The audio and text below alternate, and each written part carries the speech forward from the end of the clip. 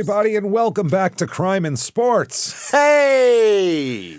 Hey, indeed, Jimmy. Hey, indeed. Why did I do that? This isn't fucking your stupid opinions. I love it. My name is Yay! James Pietragallo. Yay, indeed, Jimmy. Yay, There indeed. it is. There we go. My name is James Pietragallo. I'm here with my co-host, who's very I'm confused. Jimmie Whisman. Yes, I am here with confused Jimmie Whisman. A fucking moron. That's all right. Thank you so much for joining us. We're going to have more fun than we're even having now, which seems impossible, but it's going to happen. It's already started, James. It's already started. Can't wait. Before we do that, check out shutupandgivememurder.com. Get your tickets What's there? for live Small Town Murder shows. Small Town Murder will be in Nashville on February 21st. Get your tickets for that. Durham and Atlanta, March 6th and 7th. Get your tickets for that. Get your tickets for the Your Stupid Opinions live show in Phoenix at Stand Up Live on March 21st. Get in there now and do that. Shutupandgivememurder.com. Tons of merch on there, all sorts of good stuff. Yeah. By the way, if you are listening to this when it comes out, check us out on Netflix, where Small Town Murder will be on Netflix from now on. So that's pretty cool. We've gone from it's fun to share this with this audience because this audience was at the kitchen table with us when we first started recording this in a shitty apartment at the kitchen table. Hell mics sounding like trash, and you guys stuck through that shit? You stuck through it, and you hung out with us, and we can't thank you enough for that. And so we will be on Netflix with Small Town Murder, and maybe someday Crime and Sports. We'll see. Who knows? But who knows? There you go. So check that out and do that. Get yourself Patreon. Do yourself a favor. Patreon.com/crimeinsports, just like the name of this show. Anybody $5 a month or above, you get everything. Yes. Everything that we put out. First of all, as soon as you subscribe, hundreds of bonus episodes you've never heard before. And it's really good stuff. And then you get new ones every other week, one Crime and Sports, one Small Town Murder, and you just get them all. We don't care. All of it. Yeah. Whatever, just take them all. This week for Crime and Sports, I'm excited because we're going to do some ads and old-timey newspaper stuff. Yeah. So the sales, Jimmy, we love that. Then for Small Town Murder, oh boy, this is going to be fun. Dean Coral Part 2. Oh? You want to see this. We got 27 bodies extracted from the earth. Yeah. We have a dead murderer. Yeah. And another guy who killed him who also did some of this, and it's a mess. There's a John Wayne Gacy connection coming in here. We got so much to talk about. Patreon.com/crimeinsports, and you get Crime and Sports, Small Town Murder, Your Stupid Opinions, all ad-free. All of it ad-free? Are you kidding me? And on top of that, you get a shout out at the end of the show. It's literally all we could possibly give you. It's all we have to give. I don't know how else to do anything. We can't gift Netflix subscriptions, so this is all we can do. Allowed. So that said, let's get into this and dive right in here. We're going back to Australia this week. Oh, shit. I love doing the Australian episodes. Yeah. They're so fun. We're going to do an Australian... was like an AFL player, Australian football here. We're going to get into that. Jim Krakouer is his name. Krakouer. Let's see. Krakouer. Sorry. Oh, okay. Like Bauer. K-R-A-K. Why can't I say letters? You don't know what show you're doing, and I can't say letters. K-R-A-K. Well, you don't want to say Krakow. That's your problem. U-E-R. Krakouer, I guess. Yeah. Jesus Christ. Okay. James Gordon Krakouer. Yeah. Jim. We're going with Jim here. All right. He's born October 13th, 1958 in Mount Barker in Western Australia. Elderly fella. Elderly at this point, yeah. He started young with the crime, too. It's a lot of fun. We'll get into all this. His parents are Eric and Phoebe Krakouer. Oh. Don't hear a lot of Phoebes that were born in the 20s or 30s. No. Not a lot of Phoebes. I imagine that's why people started naming them Phoebe again, right? Because it's a nostalgic name. I doubt they made up Phoebe in the 60s. You don't think so? You don't think Who that's the fuck a big pulls name? Phoebe out of their ass? That's a weird one. There was Phoebe Cates in the 80s, and yeah. That's the only Phoebe I can think of. And from Friends, you know what I mean. With this she was born. It's just weird. She must have been born in the 20s or 30s to be named Phoebe. It's odd. So Eric and Phoebe. He has 10 siblings. Dang. 10, including 2 brothers who also play in the AFL. So got that brothers Phil and Andrew. Later on, he'll have a couple of sons, Tyrone and Andrew, after his brother. A little bit about Andrew. Andrew was an Australian rules player who played for the Richmond Football Club and the Collingwood Football Club. Wow. So there's that. He's younger here, obviously, or his son is. I'm sorry, his son born in 1983. This is young Andrew, and he's the son of a player and the nephew of other players, so he's expected to be something, as we'll talk about.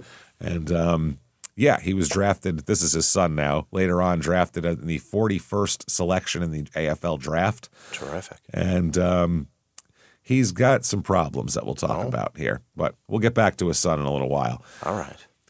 Jim, a little bit about Jim here. Like I said, Mount Barker, Western Australia. It's south of Perth, 350 kilometers south of Perth over there. Okay. So that sounds like it's the middle of nowhere. 350 kilometers. That's like 2,000 miles, isn't it? Either that or it's like 150 miles, one of the two. I don't know the exchange rate. Kilometer shorter than a mile. So yeah. Is it? Yeah, okay. I think a kilometer shorter than a mile.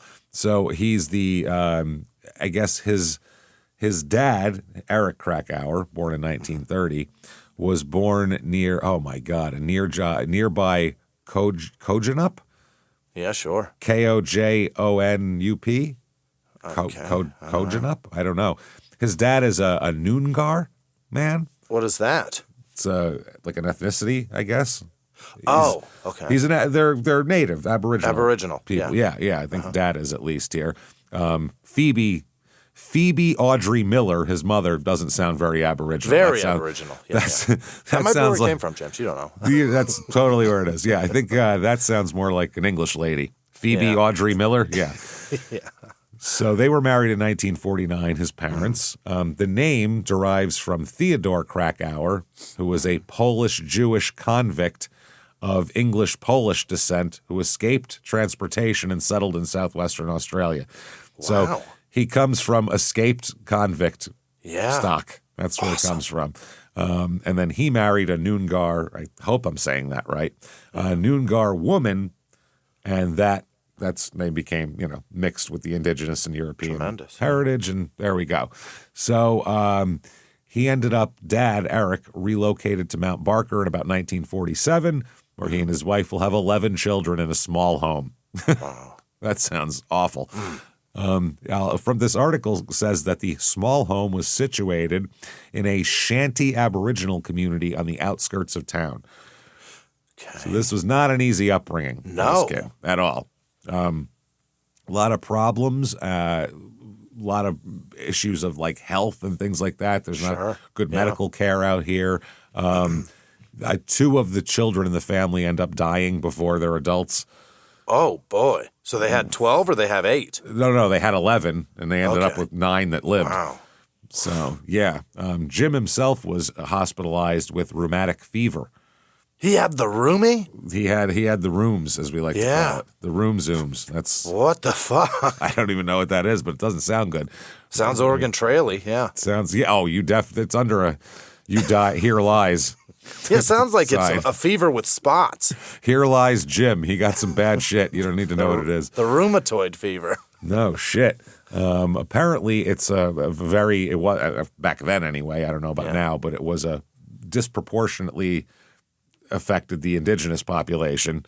Okay. Mainly due to overcrowding and lack of medical care. Sure. Yeah. Medical care will solve everything. It's crazy. It's really amazing what that shit can do. We built these big buildings with doctors in them and all sorts of medicine. I mean, they have really worked. They'll sell you a syrup, if you will. And it's amazing. What ails you? You get through that bottle of syrup and you're like, hey.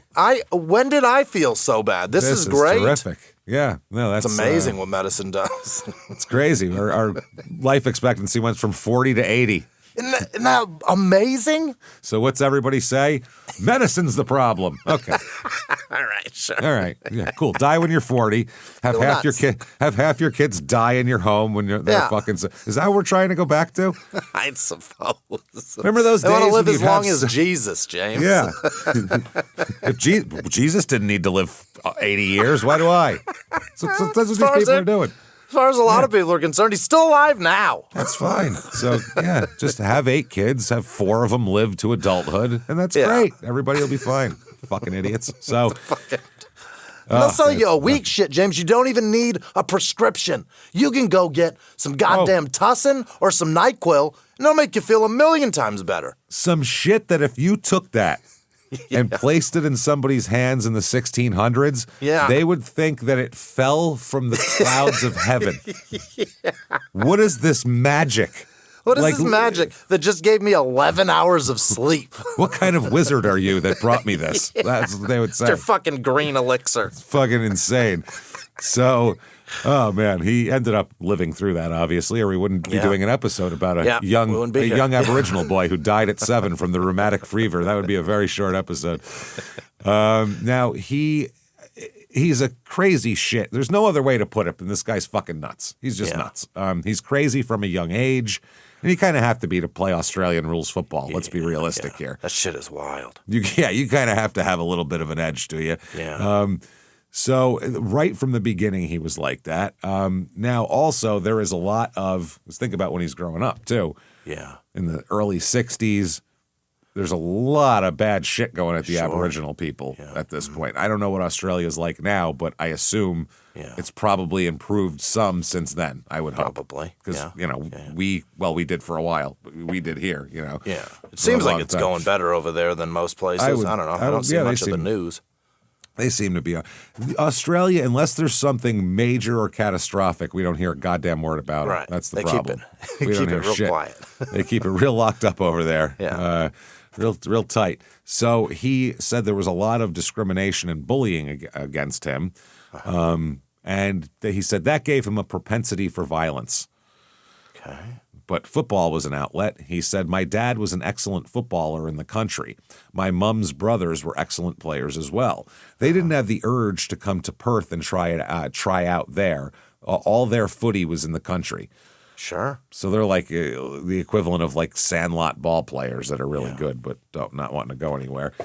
Now, among his siblings and all that kind of thing, his older brother Phil was into football a lot, so that got him into it. He'd also play cricket and basketball as well. Yeah. That's why not. So was it basketball or was it that weird one with no backboard? It says straight basketball. Oh, all right. Yeah, I never heard of that sport till like last year. The netball one? Yeah. I mean, I'm sure it's been around forever because I think it's been a long time. That used to be for girls back just in the day, girls, like right? Young girls. That's what it was. Yeah, so that's why we never heard about it. What are the 7th grade girls playing is never something that ESPN didn't think about. Hey, we should really show what the 7th grade Australian girls are doing. Everyone should be interested in that. If DraftKings was around, we'd known all about it. Oh, we'd have known everything, yeah. You could run a fucking parlay on that shit. Screaming and yelling about 11-year-old girls not scoring enough around the basket. Yeah, fucking Bridget fucked my parlay. She keeps firing up threes. She has no range. She knows. She knows she has no range. Oh, man. So the family environment, a lot of discipline, not a lot of money. That's how it worked here. That's it. Eric and Phoebe's relatives, the parents here, including uncles from both sides, were all really good country-level football players. Mm-hmm. So kind of athletics and things like that are very well stressed in this household. Sure. Now, Mount Barker, pretty rural, apparently, here. Not a place that's easily accessible to, you're not like right there is the city. It's nothing like that. You're not in a suburb. You're kind of out in the middle of nowhere here. So they kept playing. They played their sports out here in the country. His younger brother, Phil, will also be a professional player here as well. Right. So, I mean, that's kind of seems like he put his energy into that for a while when he wasn't putting it into getting in trouble. He says, back in those days, you had footy season and cricket season and basketball. I wasn't big for basketball, but I had a pretty good leap that helped me. We just played our seasonal sports and were pretty good at them. Had a good leap. Whatever this is what kids did too. Whatever the season was, that's what they played. Mm-hmm. Whereas now, like, the kids have to have a specialty when they're 6 or else they'll never amount to anything.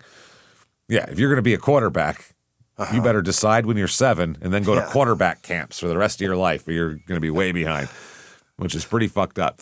So he was recruited by the Claremont Football Club in 1977, Jim is. Now, he moved to Perth and featured in the club's Colts team, which is the under-19s team. But he was good enough. Yeah, good enough to get a promotion to the senior, I guess, WAFL, Western Australian Football League side midway through the season. Made his debut July 16th, 1977 against East Perth, obviously.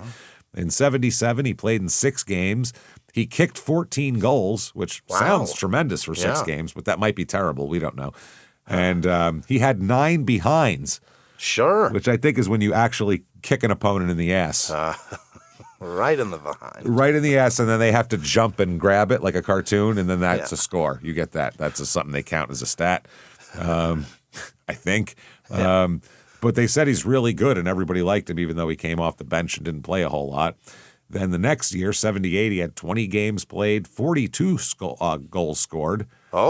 37 behinds. He was fucking smacking some assholes on that one, man. He's guys running around with sore asses, contributing to. His team was 12-8. So they like him, and then his brothers get into it and everything else, and so everybody's in it. Now, one of the coaches here, I believe, is Ron Joseph, and he said he first saw Krakouer play in 1978 when the brothers were in their first season together at Claremont. He said they weren't outstanding players, but they were good. The one guy said they didn't dominate the game. You could see that they had outstanding skills and that they were incredibly fast, but they weren't consistent. They had to learn to apply themselves for a full game. Right. That's kind of like any sport, really, right? I think, you see a guy running around. I mean, basketball, you can see when they got a rookie out there, you can see if he's got skills, but he's not. He's too kind of like a puppy that's too all over the place, and you're like, that's adorable. Calm down. Yeah. Rein it all in. Yeah. Look at him go out there. It is cute to see him just deliver the effort. Nothing but effort. It's true. Remember like Iverson's rookie year? Yeah. Like how he was like against like Jordan and shit. Like that's so you can go, okay, he's got skills. He slow the fuck down, but you got the skills. So he was doing, well and getting better. But the problem is that's later. That's 77. Yeah. He's already been in trouble. That's been rushed under the rug here. Yeah. In 1974, Jim and a cousin, now Jim was 16 at the time. I don't know how old the cousin was. They were both convicted of rape. Holy. Convicted. Not arrested. Convicted of rape. Yeah. When he was 16 years old, he was arrested. Of who?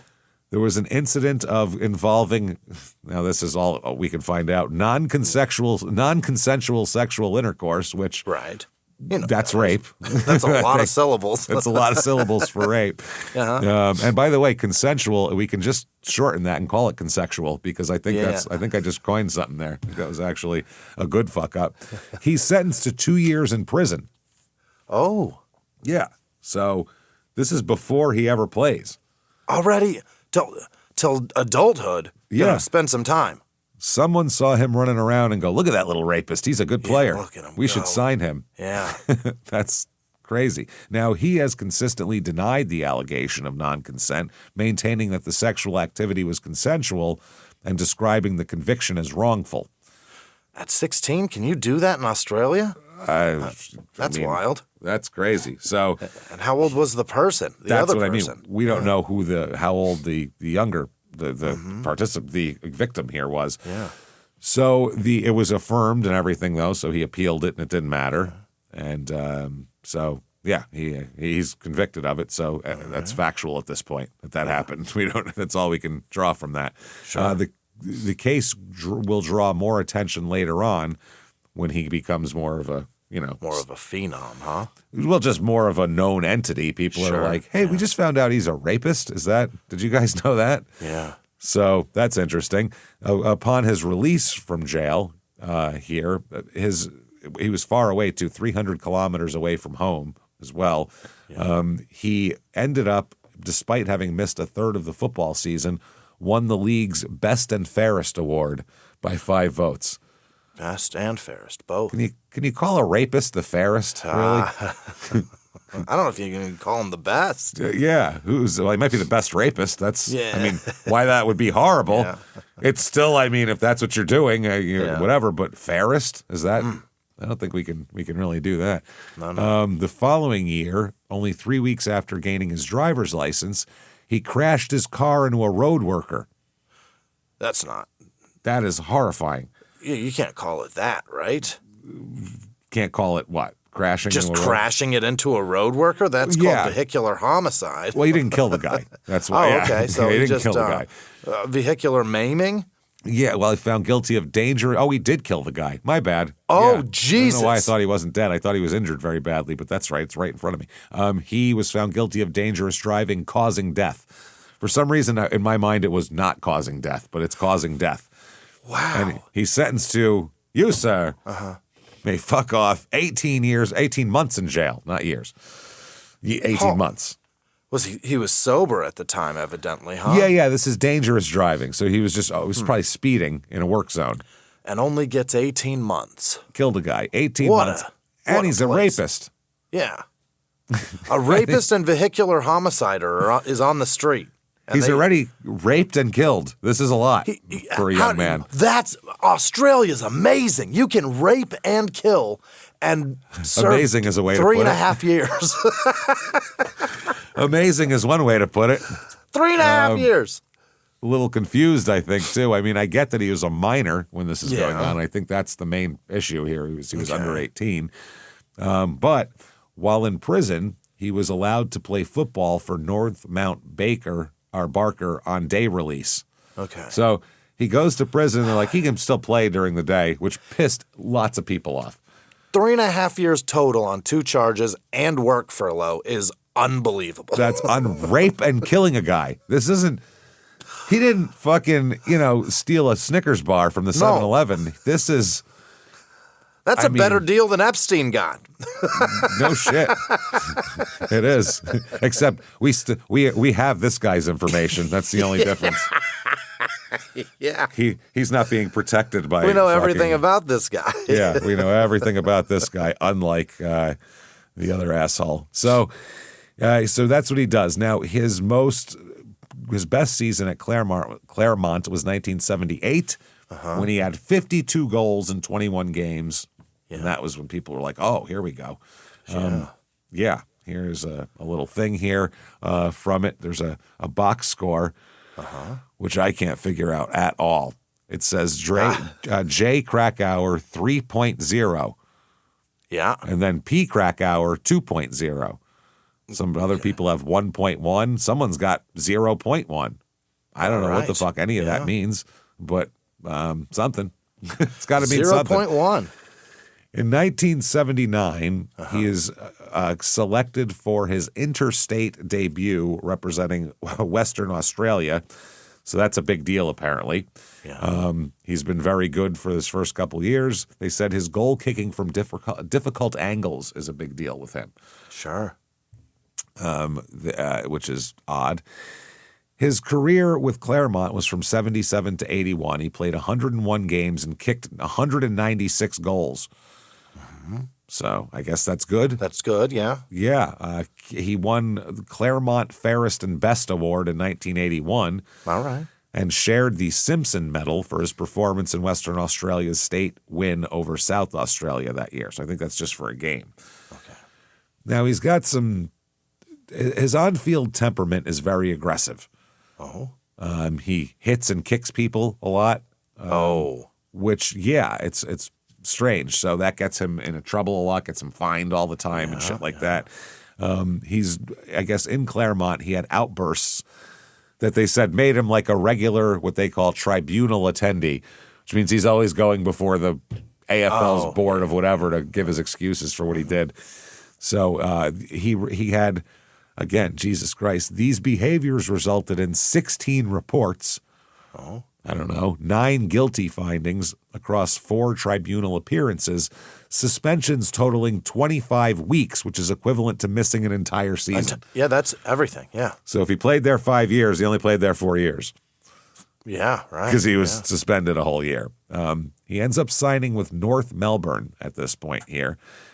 He's pursued there, and I guess the Krakouer brothers, both of them, him and Phil, both signed, he signed a 3-year contract worth a total of $750,000.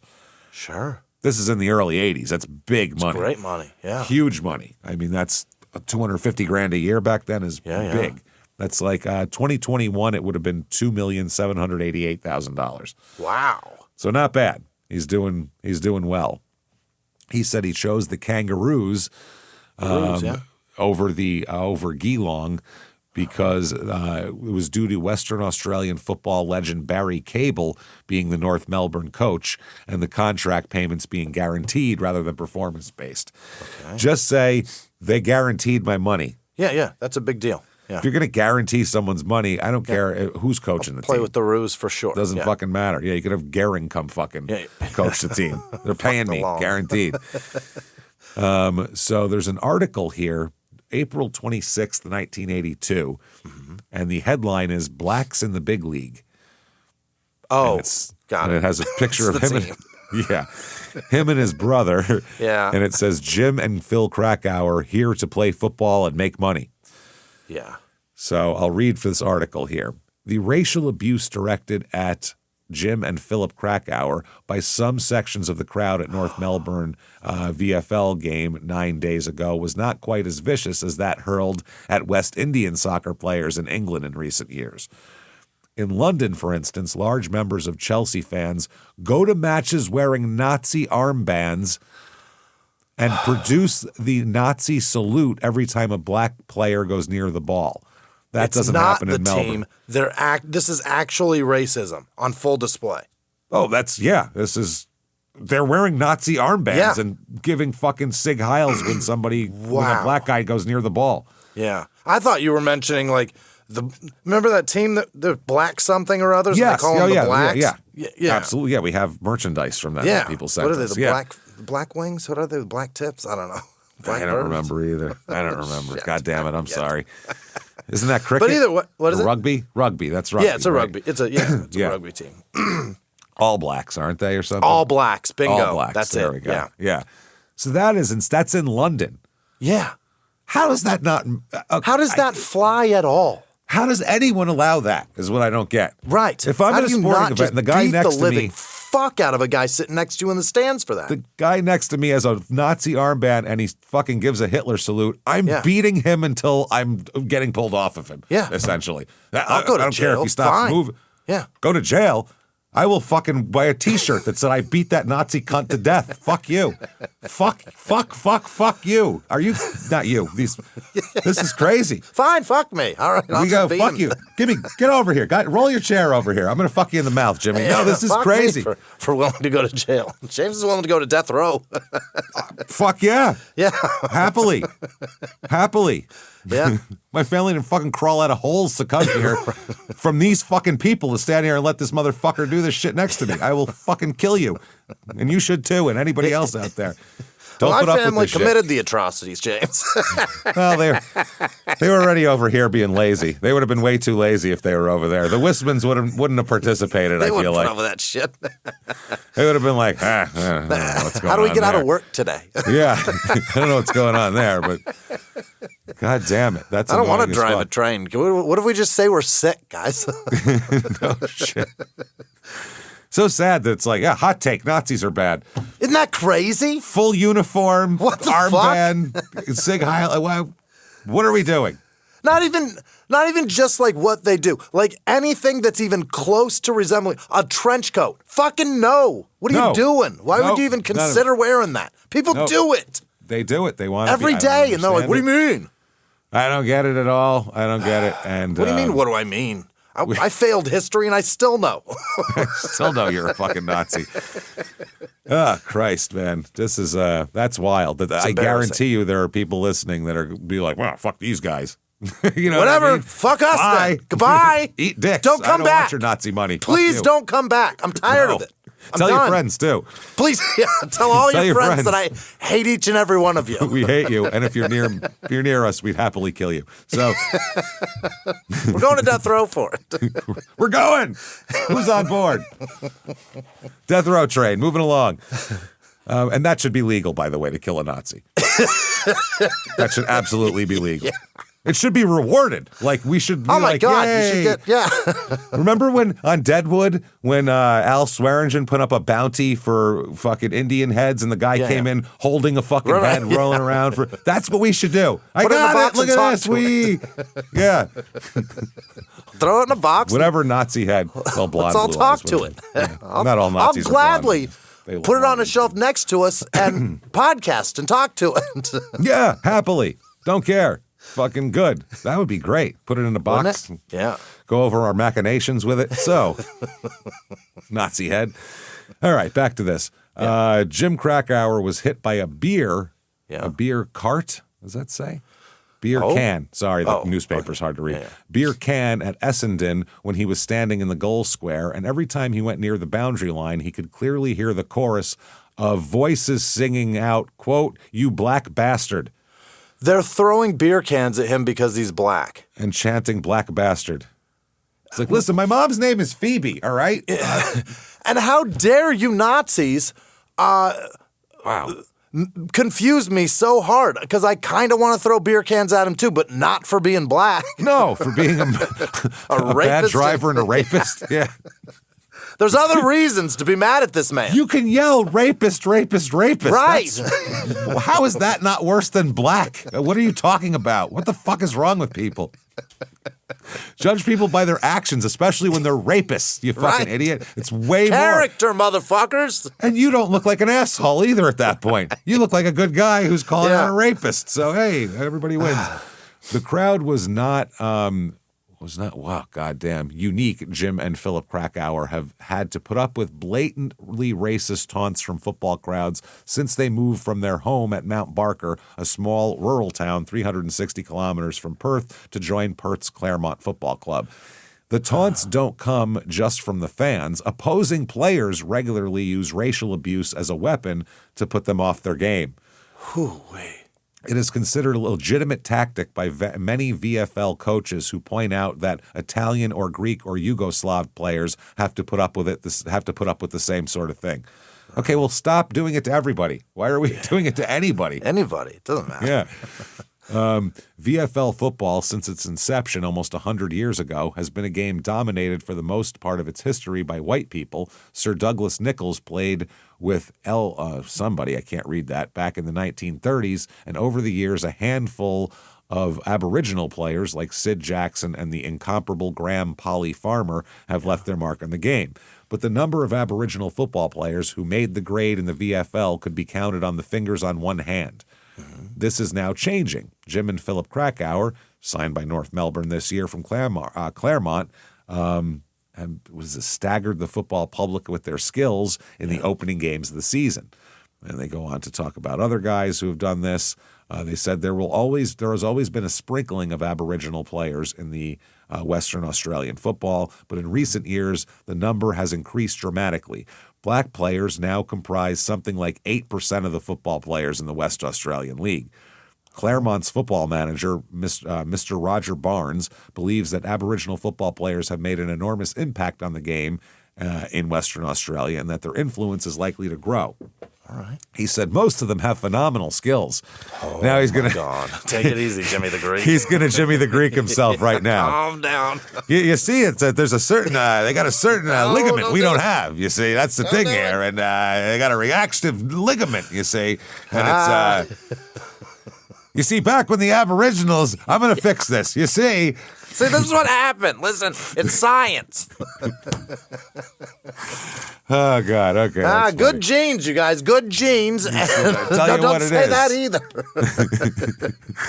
Now, with the success of the Krakouer brothers and blokes like Rioli, the original Aboriginal players have developed the sort of confidence they need to succeed. Though they are bringing people through the turnstiles, though. They said, go out with some other people. One guy said, I travel all over the country, and it really has amazed me to find that the Krakouer boys and Rioli are known and admired all over the place. They've crested an enormous amount of interest among Aboriginal people. They're a focus for pride, heroes, I suppose, to many youngsters. Young blokes look at them and think, I can make it too. That's important. Yeah. There have always been Aboriginal kids with plenty of talent, but they didn't believe in themselves. Now they're starting to. Aboriginal footballers won't solve our problems, but I think it's important to our young people to have heroes. Well, yeah, it always helps to say, okay, that guy can do it. Racism is accidentally propping up a rapist. That's fucked up. That's crazy, yeah. So, yeah, they paid a bunch of money for them. They're talking about the investment was looking good at this point. Yeah. Philip, brother, said, we are here to play football. The problems we had from Mount Barker, are moving from Mount Barker to Perth, taught us a lot, and coming to Melbourne has been no problem. We know what we want. We want to play football, and we want to make as much money as we can. That's what it's all about. Yeah. If you know what you want to achieve, insults and racial stuff can't hurt you. You learn to live with it, and eventually the opposition cuts it out because they know it won't work. That's a good point, sure. Or they just not do it. But they said, another person here said, they are so very determined to achieve their goals that they will let nothing stand in their way. Which, there you go. They're not doing it here. They said, of course, they cop racial abuse, but they can handle it. Everyone at North wants them to succeed in Melbourne. If Jim and Philip can maintain their ambition for the next 8 or 9 years, they will be financially set for life. What more can a young man ask? Okay. I don't know. Don't throw beer cans at me and call me the N-word would be great. Happiness, but other than that, a quiet life. Yeah, they said the youngsters who had 9 brothers and sisters back home in Mount Barker missed their family. They were both painfully shy and found it difficult to mix with other players. Officials at the club weren't sure how to handle them. One even said they were, quote, tribal aboriginals who had little contact with whites. So he says that the talk of him being a bush aboriginal used to annoy him. Yeah, he's like, I didn't come out of here fucking barefoot with paint on my face. I'm not wearing fucking tire treads as sandals. I have a ball that I found, and I think I can do something with it. I've been playing the game. I know what I'm doing.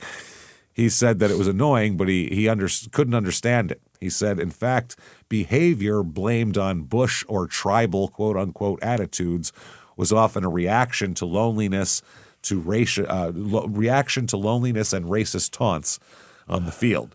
They said by 1980, they had been reported 12 times between them, him and his brother, and have developed a reputation for being volatile, which probably helps on a football field, like any other football field. Yeah.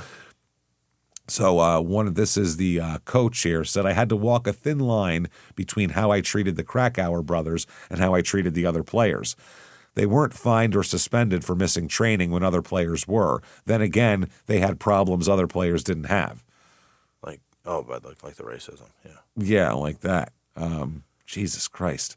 We have a thing for what these stat abbreviations mean here. We have, this is what you can have for like stats. These are your categories. Yeah.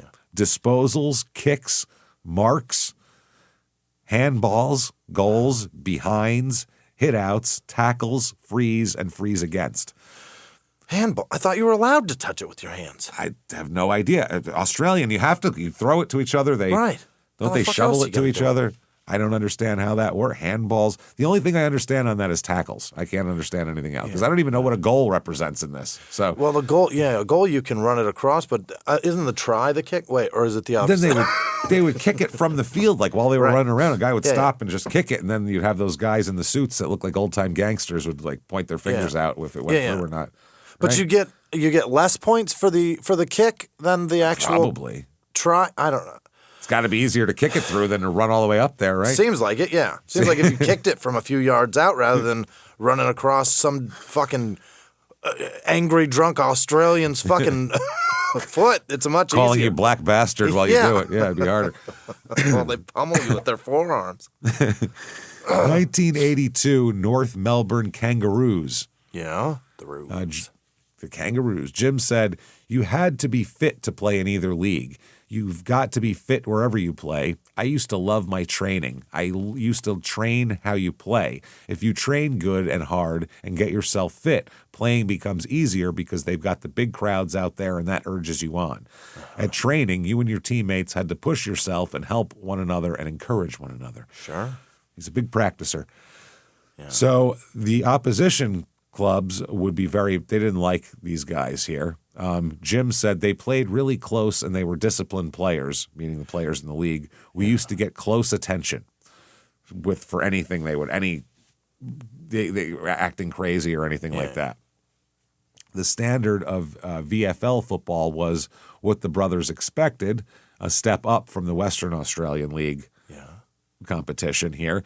Jim said the difference was in Western Australia, you may have had 4 or 5 champions in one side, but the Victorian sides had about 15 in the one side. Yeah. No idea what that means. It doesn't matter. Phil played 22 games that year. Jim had some injuries that year and played only 15 games, but they still played well. An incident happened in April of '82 when Krakouer was struck by a beer can that was thrown while they were hurling racial slurs down upon him. Stop making me root for a rapist. Stop it.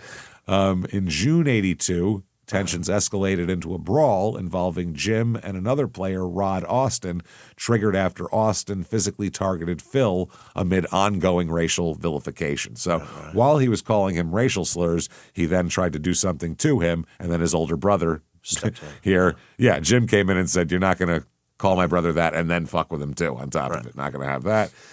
Jim also alleged that media coverage included unaddressed racist commentary about his family's origins, contributing to a broader environment of unchecked discrimination that affected his on-field experience. In 1983, he's still on the Kangaroos, and they do apparently very well that year. They lose in like a championship game or something, but other than that, that's it. They said that they had, I guess, the playoffs were really hard and the season was really hard, and they said they had nothing left for the finals. So one of those tired teams in the finals. We've seen that before. So, and they said, Jim said, that's fair. He said, quote, "That's a fair comment. Playing Hawthorn and Essendon, they were young and up and coming. The Kangas, we tried our best and fell a little short in the end." We're calling them the Kangas. Okay. Kangas. Not Roos. We're going with double. Yeah. Why would you go with Kanga when you got Roo right there? It's just right there. In their second season, Jim and Phil both kicked 44 goals and shared the leading goal kicker award at North Melbourne. In 1984, the team sucks. They're terrible. They're 4-10. Not good. Jim played 14 games. They're saying he was like an enforcer on the team now and wouldn't back down from any abuse now. Now he's a grown man, and he's like, no one's calling me anything here. And he said he would use stray fists and elbows. All right. And journalists labeled him as fiery or undisciplined. Right. He was reported 3 times and missed 8 games through suspension and injury here. Jim said sometimes something may have been said. Other times it may have just been the heat of the game. So it's interesting.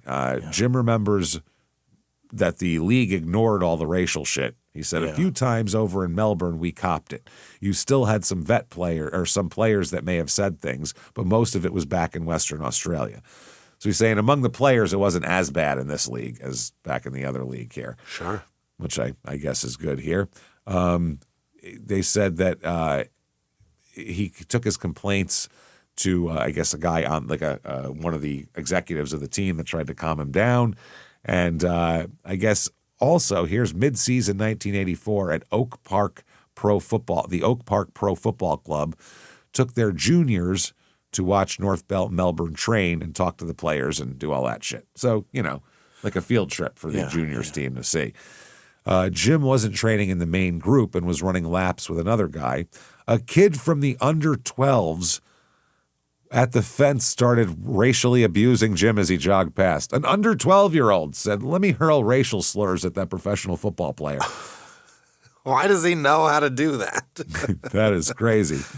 So I guess the other guy he was jogging with, Bryant, made a step for the fence, and Jim just kept running. Okay. The kid ran away after he said that, obviously. Because, he's a child, and when confronted by an adult, they tend to cower. Yeah. Well, Jim says, quote, "Racism is taught. If you put kids together, they'd play with one another because they don't know any different," which I think we've scientifically proven that too. Yep. North Melbourne didn't protest because Jim didn't say anything, didn't make a big deal out of it. He said in the 80s it happened all the time. Okay. And that's what it was. I guess a coach here, Barry Cable, quit after the 84 season and was replaced by another coach. And he said the Kangas used to train hard. He'd come from Hawthorne and had commando training methods. Yeah. The new guy. So he's excited about that. January 1985. Okay, this is bad. He's arrested in Melbourne and charged with 20 counts of sexual offenses against a 14-year-old girl. Jim, what happened? Including multiple instances of indecent assault. I don't know, but that's not good. I mean, that's bad. From what we see, some of the charges ended up being dismissed. They say charges of abduction, unlawful imprisonment, and attempting to pervert the course of justice here were dismissed. All right. So we can put that pervert in another part of this case and do it that way. Yeah. So after reading through the record of interview and without hearing evidence from the victim of the alleged offenses, the judge had decided to discharge Mr. Krakouer on those charges. He will decide today whether Krakouer should be committed to trial on 26 charges of sexual penetration and 4 counts of assault. Whoa. What the fuck?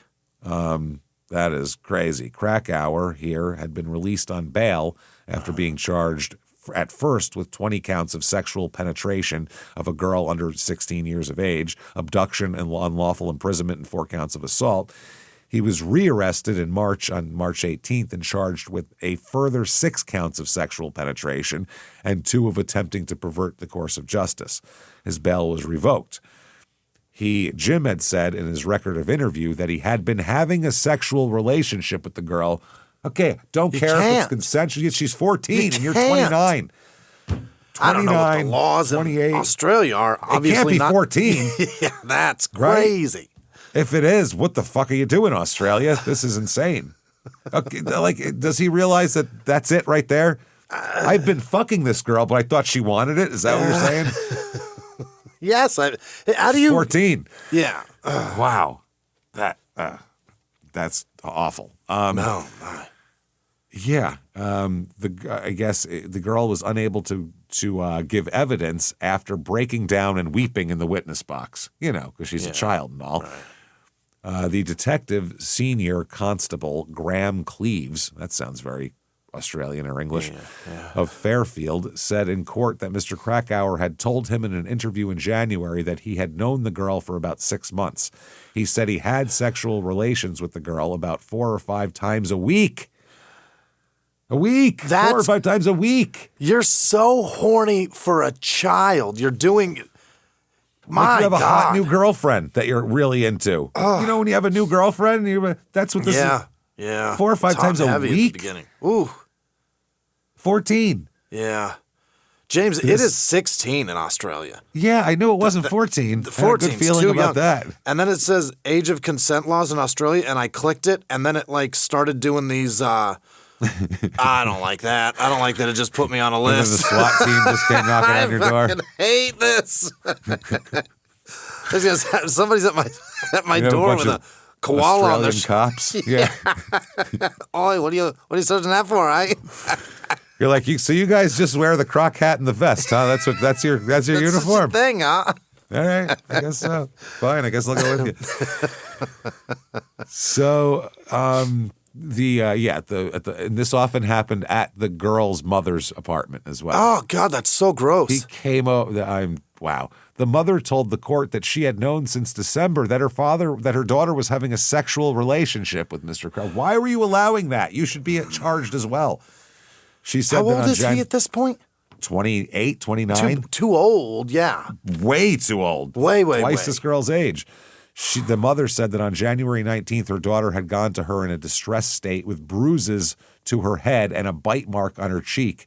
So that's when she took her daughter to the police. Hey, my daughter, I've been allowing her to fuck a 29-year-old, but now it's gone too far. It's rougher than I expected. Wow. So this April 24th, 1985, the North Melbourne footballer Jim Krakouer sat in his car outside the Office of Corrections Attendance Center in East Brunswick today, just a few hours after being convicted of charges of assault and sexual penetration of a minor. Sat in his car after that? Is his car, like, in the prison? Is it in his cell? Are they taking him in with everything? Yeah, you can live in your car, but you have to do it in here. He said that although he was not entirely free, at last, quote, it is all over. Your career should be all over. Everything should be over, let's be honest. Wow. So he'd been found guilty on 1 charge of assault and 20 of sexual penetration. Dear God. He is sentenced to, you, sir, may fuck off 100 hours of community service. That's like littering. That's littering should be 100. What are you talking about? We got to take this so much more seriously. I mean, I get it's 1985 and we've come a long way, but but clean up the freeway for 2 weeks people in public. That's crazy. That's unbelievable. Speaking after his first visit to the Office of Corrections, Krakouer said he has been under considerable pressure since charges were laid against him. The case, he said, had, quote, not really affected his career. That's a shame. Oh, boy. And he doubted the outcome would influence his prospects. They don't care if I fucked a child. That's fine. And was not worried that he'd be jeered during matches. It'd just be a different jeering rather than racial slurs. They'll call me a rapist. Being honest, I'd rather hear that. Yeah, at least I did that. At least that's for the content of my character. You know what I mean? Yeah. I'm a piece of shit. I'm Martin Luther King of them. Yeah, it's very nice now, yeah. Krakouer was charged on 26 counts originally. They said on Monday, 10 of the charges, 6 counts of sexual penetration, 2 of having attempted to pervert the course of justice, 1 each of abduction and unlawful imprisonment were discharged. So he pleaded guilty to the other 20 counts plus. Yeah. He was ordered here to perform concurrently 50 hours of community service on each of the charges of sexual penetration and another 50 hours on the charge of assault. Okay. A condition of the sentence is that he report to the Office of Correction by 3 o'clock yesterday.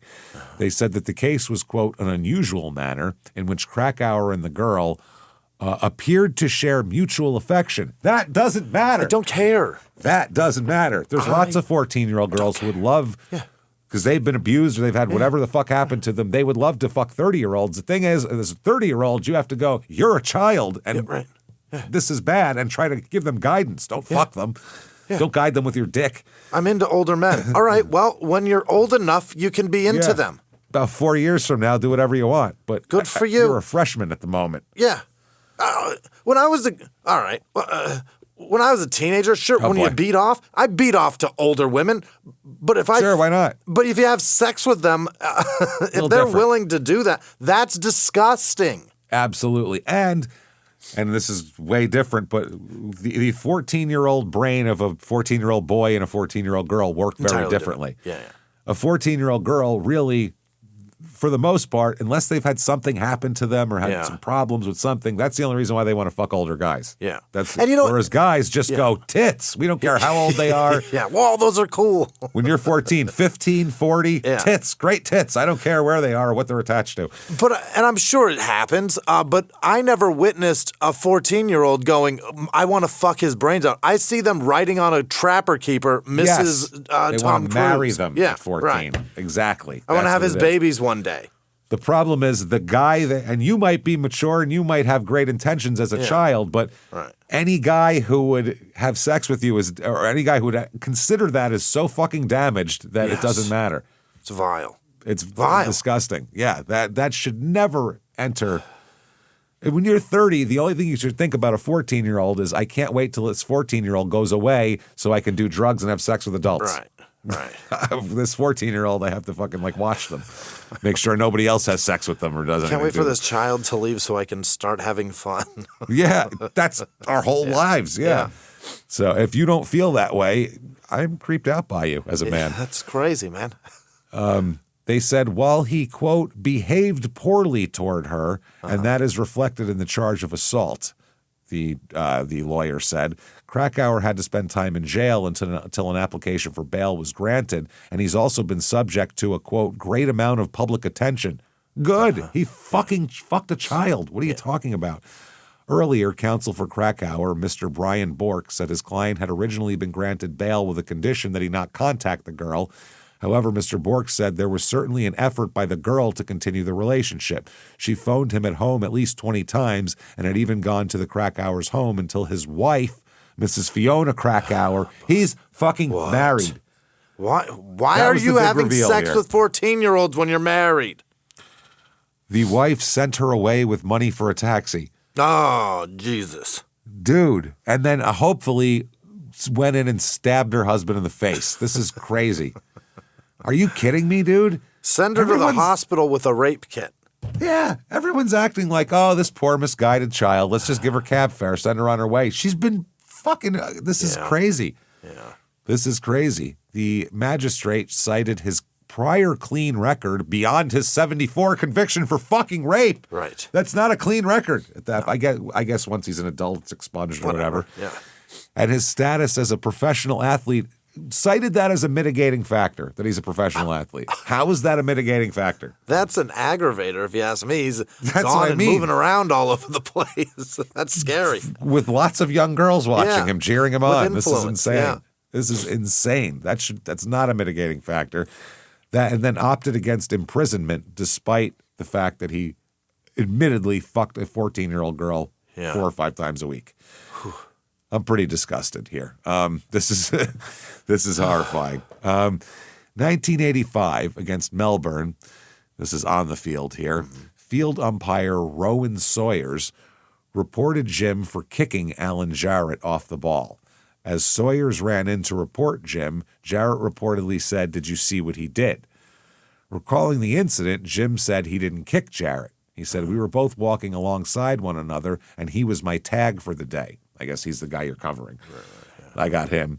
It was like when you're at school. You stick your foot out and put your arm on their back and try to trip him. Say again? Tried to trip the guy, like you do at school. You know, when you trip a person and they fall on their face. All right. You put your foot out and then you push them into it. Sure. Recalling the incident, Jim says he didn't kick Jarrett. So I tried to trip him, not kick him. There's a difference. Oh. He said, He said, you stick your foot out and you try to do that. Now, at the tribunal, which is the little hearing for this, Jarrett disputed the evidence and said, "My initial reaction was that I thought he tried to knee or kick me, but on reflection, I only felt a brush above the thigh." Now, this was Jim's 4th appearance at the tribunal. After deliberating for 16 minutes, they upheld the report and handed down a 6-week suspension. The league sentenced him to more for trying to trip a man. Right. Then the court sentenced him for repeatedly fucking a 14-year-old. The courts. This is crazy. Boy. The only way to get real justice here is for him to fuck her on the field in the middle of a game, and then he'll get in trouble. Or in the locker room, or really anywhere in this field. Somewhere where a ref can see it and report it to the tribunal, obviously. This is a fucking joke, man. Wow. Wow. At the time, Jim led various newspaper awards, including the Age's Football Player of the Year award by 14 votes. So he was going to be like the MVP, and then this happened. Jim said, "I wish the cameras would have been in then because they would have picked up that I didn't try to kick him."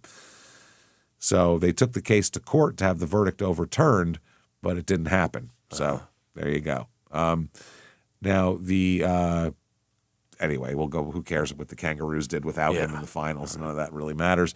The Krakouer brothers were, in '86, praised for their highly skillful play and the manner in which they often passed to each other from almost any position. They were referred to as the Pele and Maradona of the VFL. Oh, wow. That's high praise. Those are high praise, You know, 2 of the best ever. Of soccer, yeah. So Jim was awarded the Sid Barker Medal for most rapes of a 14-year-old girl without being imprisoned. For best and fairest, again, fairest. Right. And topped the goal kicking again in '86 as well.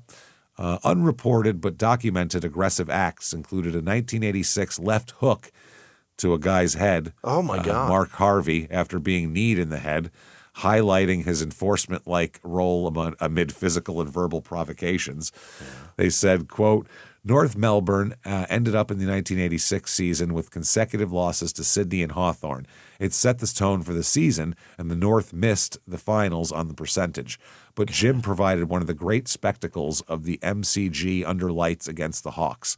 A lesson in roving. He gathered 26 possessions and kicked 3 goals. Great. His last goal almost got North over the line. Jim snatched the ball from the pack and sprinted into the pocket, dobbing a goal with his left foot from 30 meters out. Nice. The goal sent the crowd and commentators wild. Would have sent us into confusion. Just blows my mind, of James. Confusion. What the hell are you talking about? Yeah. So they said that Jim could turn it on. He could also take retribution. In the final round against Essendon at Windy Hill, Mark Harvey kneed Jim in the head. When Jim found his feet, he wasn't sure if Harvey kneed him deliberately. Players pushed and shoved. As Harvey mouthed off, Jim closed it with a perfect left hook to the chin. Dang. And he said, I didn't get reported for that. Snuck that one in. Such incidents, while earning bans, were often framed by Jim and observers as defensive responses to unsanctioned aggression or vilification in an era with limited umpire intervention on racial abuse. His career thus reflected a volatile mix of skill and indiscipline, with tribunals prioritizing the act over contextual intent. So Jim and Phil signed for a further 5 years after the season, though. He just went from court right back on the field and everybody ignored it like that. He didn't just fuck 14-year-olds. What are we doing? That's unbelievable, man. Australia, man. I get that it's 40 years ago, but get it together over there. So in 80s, fair attitude about it. That's for sure. We can't have all this coming out. Crocodile Dundee's finally doing something, making us some waves. None of this can get out. Wait till they hear the bloomin' onion. Oh, forget it. They're going to go crazy. In 87, they said in his best season, he played 20 games and kicked 31 goals from 418 disposals. Mm-hmm. I don't know what that means. Something. Right from the kitchen. Yeah. Problem, though, he hurt himself here. He fucked his ankle up. He said, I tore all my ligaments. Yeah. The medics put his ankle in a plaster for a couple days. Then the doc assessed the injury. They said Jim had no chance of playing in the elimination final. So he was out for the year pretty much. And he said, footy is a funny game. Things happen. It would have been good to be out there and try to help the boys out, but it didn't pan out that way. Sure. Figured I'd just go home and find a nice 14-year-old to cuddle up with, make myself feel better. 1989 Kangaroos, they missed the finals this year as well. Jim plays very well. Whatever. He is restricted to 11 games, though, because of injury and suspension. 1990, the St. Kilda Saints. I guess the coach for where he was playing, North Melbourne, quit his job there. Yeah. So the Krakouer brothers were 3 years into a 5-year contract, but they just didn't really like it. Jim said, we had the preseason and we had a few issues there and decided to move on with the coach. Yeah. He said, we didn't want to leave North. Our last contract would have given us 10 years at the Kangas. That's what we wanted. Would have been good to finish at one club and play 10 years, be a life member, and you regret that, but things happen. So now they're on different teams. Okay. So that's interesting. The brothers? His brother. Yeah, they're actually on different teams for once. Okay. He signs with the St. Kilda or whatever it is. 1991, at age 32, he's limited to 3 games. Mm-hmm. Injury, suspension, that kind of shit. His career has been, this is from 82, since he's been in VFL. 15 games, 18 games, 14 games, 18 games, 19 games, 20 games, 19 games, 11 games, 10 games, 3 games. Oh, 3 games. 3 games, so it's gone all the way to there. 1992, he went to Werribee, Werribee, Werribee. You sure? Might just be Werribee. Werribee, might be. You never know. It should be Werribee. They should spell it better. So they said he had soft tissue injuries there. He said, I played 3 or 4 games for Werribee, but kept breaking down. I was 33 by then, and my body had had enough. Okay. He's done. So February 2nd, 1994. He's done playing, but he's not done getting arrested, that's for sure. He's in court, quote, on drug counts. Let's find out what happened here. He's facing charges related to Western Australia's biggest amphetamine seizure. What? Biggest? Biggest. He does everything really awful. This is crazy. Remember the last time we had an Australian with the drugs and they were like being chased by the Navy? Yeah. That shit is crazy. How was he doing this? Well, he was arrested Monday night after police seized 5.36 kilos of amphetamines from a house in the Perth suburb. That might be the start of it. Okay. It better be, because that is fucking that's not a lot. Weak for the most. You can go to any fourth house in West Virginia has that much meth in there. Any one of them. Just pick a neighborhood. Pick a holler. That's a very small amount. It's a very small amount. Yeah. By American standards, that is really nothing. You guys still got your teeth with that amount. Oh, for years. You're doing Never great. seen the guts of a boombox? What the fuck are you doing? No. Hell no. Never took your dad's car apart and then couldn't put it back together. Nothing. He was also charged with him is Ross Philip Calder here as well. Sure. He was not required to enter a plea on one charge of conspiracy to possess amphetamines with intent to sell or supply, and 2 counts of attempting to possess amphetamines with intent to sell or supply. Okay. The prosecutor said the men were arrested after police followed a car to the Hilton Park house and executed a search warrant.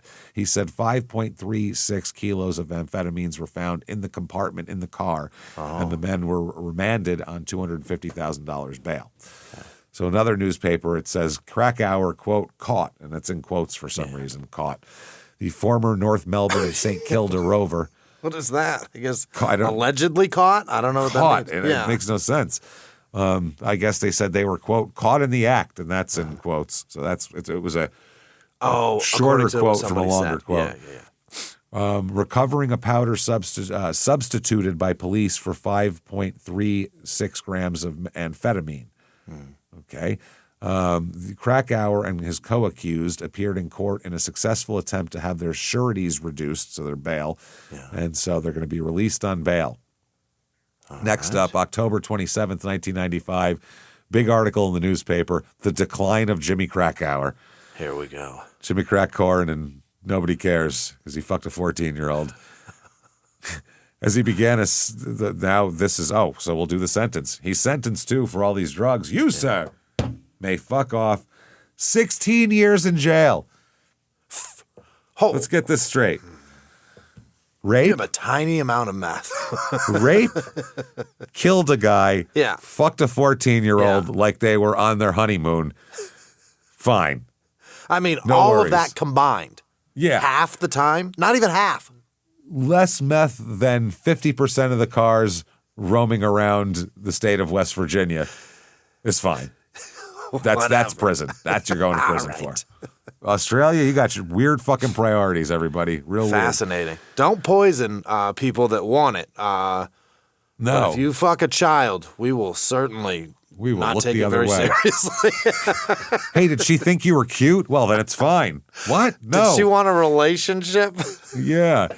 It was the decline that many of those closest to him during his decade-long league career had feared, but had been so powerless to prevent. Wow. As so many of them had predicted, Krakouer had failed to cope with life after football. The coach that came in, that he left when the guy came in, said, I was always concerned about what he would do with himself when he finished playing. Well, now he's a convicted drug runner, sentenced to 16 years in jail. Ooh. I guess the plan was to move these kilos of meth from Melbourne to Perth, hidden behind front door panels of an old car that they would truck across. So they would put it in the car, put the car in a trailer and go. Yeah. That's how they were doing it. The plan was thwarted by police who substituted flour for the drug and followed the car to the Krakouer family home. Oh, they found the meth, jammed flour in it, and then followed it. Yeah, in case they lost him. Yeah. In passing sentence, the Western Australian District Court judge said, references from family and friends just add up to what a disgrace you brought to yourself and your family and to all those who have known you and given you the chance. You showed no remorse. Right. Take that speech and put it in front of the time when he got sentenced for fucking a 14-year-old a bunch of times. Do that. Holy.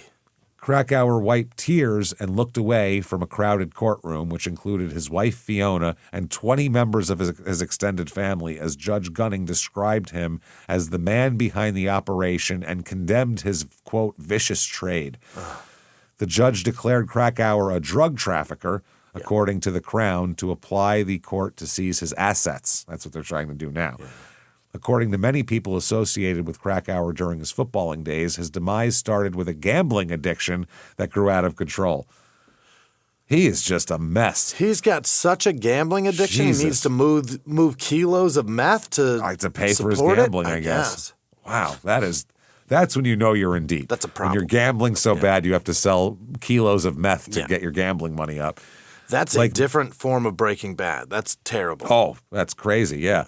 Like many footballers, Krakouer could regularly be found at the races and the fights, but his love of the punt extended to various two-up schools around Melbourne. This, said one North Melbourne person, was his undoing.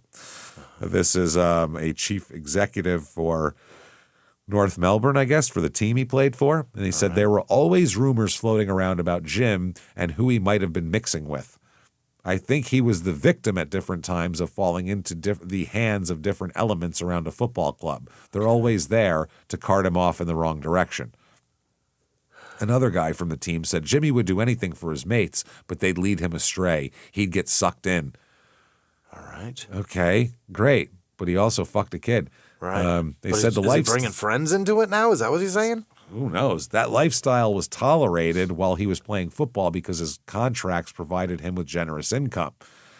During the trial, the court was told that he earned $870,000 from North during his career. Right. The executive said Jim spent his money almost as soon as he earned it. He didn't have a trade to help utilize the time when he wasn't playing. That was certainly a concern. We all shared those fears. The people at North always tried to put Jimmie on the right path. So he's making money and spending it immediately? Apparently so. Wow. Just spending it all, not thinking about any of the future. That's so scary. One of the coaches said, I was the one who carried the responsibility for that. And when you pick up the paper, you feel a sense of failure at a time when he had a real chance to step up or set up his life, and he didn't do it. They said it wasn't as though there was a shortage of role models. North has long been an entrepreneurial club with plenty of businessmen to steer him in the right direction. And then there was his brother Phil, who thrived in the atmosphere at North and established a stable lifestyle. And Phil's not a fuck-up like Jim. Right. This coach said, Jimmie was a scrapper, the sort of bloke you'd want to have in the trenches with you. Phil was more out for himself, drove a harder bargain at the negotiating table, and was more aloof. Oh, man. So another article says, Krakouer was angry at the world despite the advantages it had given him. He was preyed on by hangers-on who some believe led him astray. He hated talking to the media. He boiled inside about the racism on the football field, and he made himself feel better by spending money.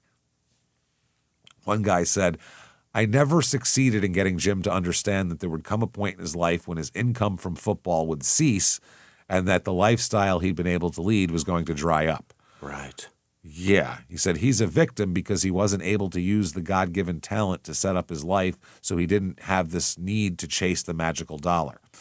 He said, they said he won big and lost. One day, and lost big too. Won big, lost big. One day, he won $30,000 at a racetrack. Hell yeah.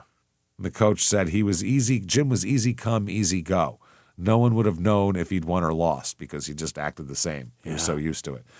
And he said gambling was one thing, a habit the club could help manage. North made sure Krakouer never got close to going broke. Drugs were something different. Ron Joseph had been disturbed to hear Krakouer being linked to drug rumors. He said, toward the end of my time at North in the end of the 80s, I had been told by a couple of sources that there had been problems with drugs.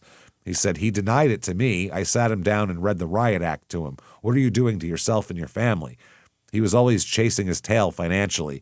We started out with all good intentions to get into savings and investment deals. He would have different managers, and half of them were Johnny-come-latelys trying to put a wedge between the player and the club. Oh, boy. Even North supporters. Your average footy supporter loves to get involved with a player. They're a dime a dozen. Stand out like dog's balls. Stand out like dog's balls. What? That is a great Australianism right there. Stand out like dog's balls, everybody. Especially today when most dogs don't even have them. You know what really I mean? see them, right? Look at those balls on that dog. Holy shit. Said they have no interest in the player than being seen with him. Jimmie was always looking for the bloke that might help him double his money overnight so he could always be spun a good tale. Yeah, he's easy to scam. Away from the track and the gambling halls, he was a good husband to Fiona.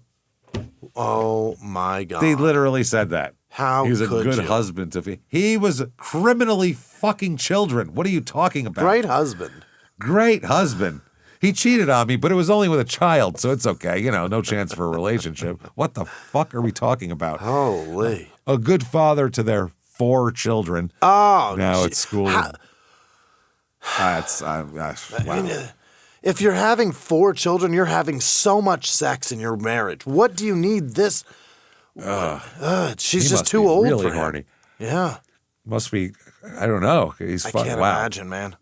He said Krakouer didn't drink or smoke or take drugs, according to Mark Asseri. Krakouer would offer to drive less sober teammates around, quote, while you blokes have a good time.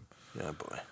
This guy said he and Krakouer, North's 2 Rovers. By the way, this Asseri guy's now a plumber while he's talking to this. So he didn't save his money either, apparently. Became close friends whose families socialized together. The pair came together when Krakouer became our series mentor, showing him the finer points of roving.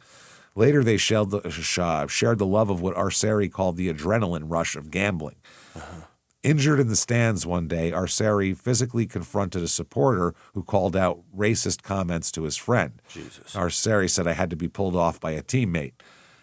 The court was told that he earned $870,000 at North, but money, as it is to gamblers, was easily dispensed. Krakouer's inability to hold down a job meant he had a lot of time to gamble. He said he never got past the first or second week. I don't know what that's about. They said they remember seeing him at the Western Oval after he retired. He said he always wanted to have a trucking business. He told me he was ready to get his truck. That pleased me. But then I guess he never did. So they said the great champion he had lured east had turned out to be a luminous figure in Australian football, a great giver of pleasure to all football fans. His name itself conjured something exquisite and inexplicable. In less correct times, the then VFL marketed the Krakouers as Aboriginal art.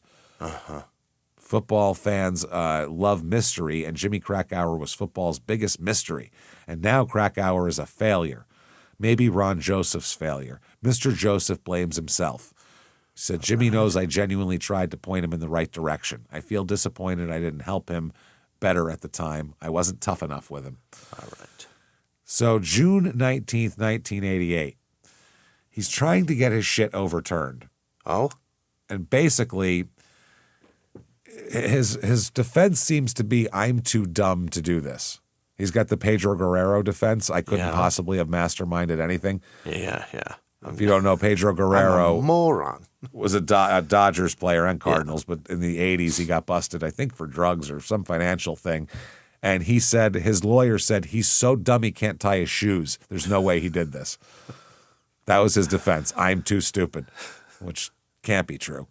So he said the news yesterday that Jimmie Krakouer had somehow balked the biggest tackle of his life would have come as no surprise to the dozens of hapless opponents who had been sent out to noble the brilliant North Melbourne Rover, only to come away empty-handed. The football analogy may seem trite. Yeah, it is. It does, given his circumstances. Yeah. But it's also apt because Krakouer was one of the game's magical players of his generation. But the quintessential flawed genius, like George Best and John McEnroe in other fields of sporting endeavor, Jim Krakouer's career veered alarmingly between monumental highs and depressing lows. Oh, shit. Depressing lows? Those are incredible. It's a very trivial way to say what he's done. Depressing. Criminally, Depraved lows, not depressed. What are we talking about? Depraved and depressed and it's defiling. A crazy low. Crazy fucking lows. They said, but yesterday there came a glimmer of hope for Krakouer, who had spent months in his maximum security cell waiting for word on high court appeal. The court ruled that Krakouer's drugs conviction be quashed and a retrial ordered. What? Oh, boy. He is likely to be released from his jail in Albany next week and appear in the Perth District Court seeking bail. His brother Phil said it's been a long time coming. He was very optimistic, but he's a positive sort of person. But let's be honest, he's done it very hard as well. About 3 years before this, Mom passed away, so it's been a very difficult time for my family. Oh, man.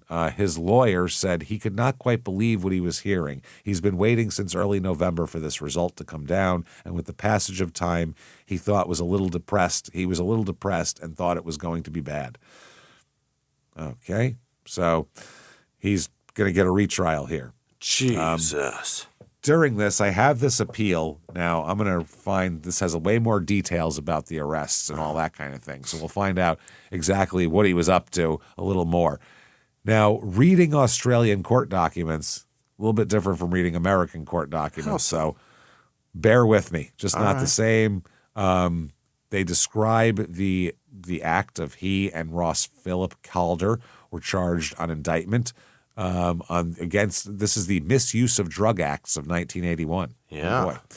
Count 1 alleged that between January 1st, 94 and February 1st, 94, the accused conspired together to possess a quantity of meth with an intent to sell or supply it to another. Count 2 alleged that on January 31st, the accused attempted to possess another quality of meth with intention to sell or supply to another. Calder pleaded guilty and was dealt with separately. The appellant pleaded not guilty and was convicted.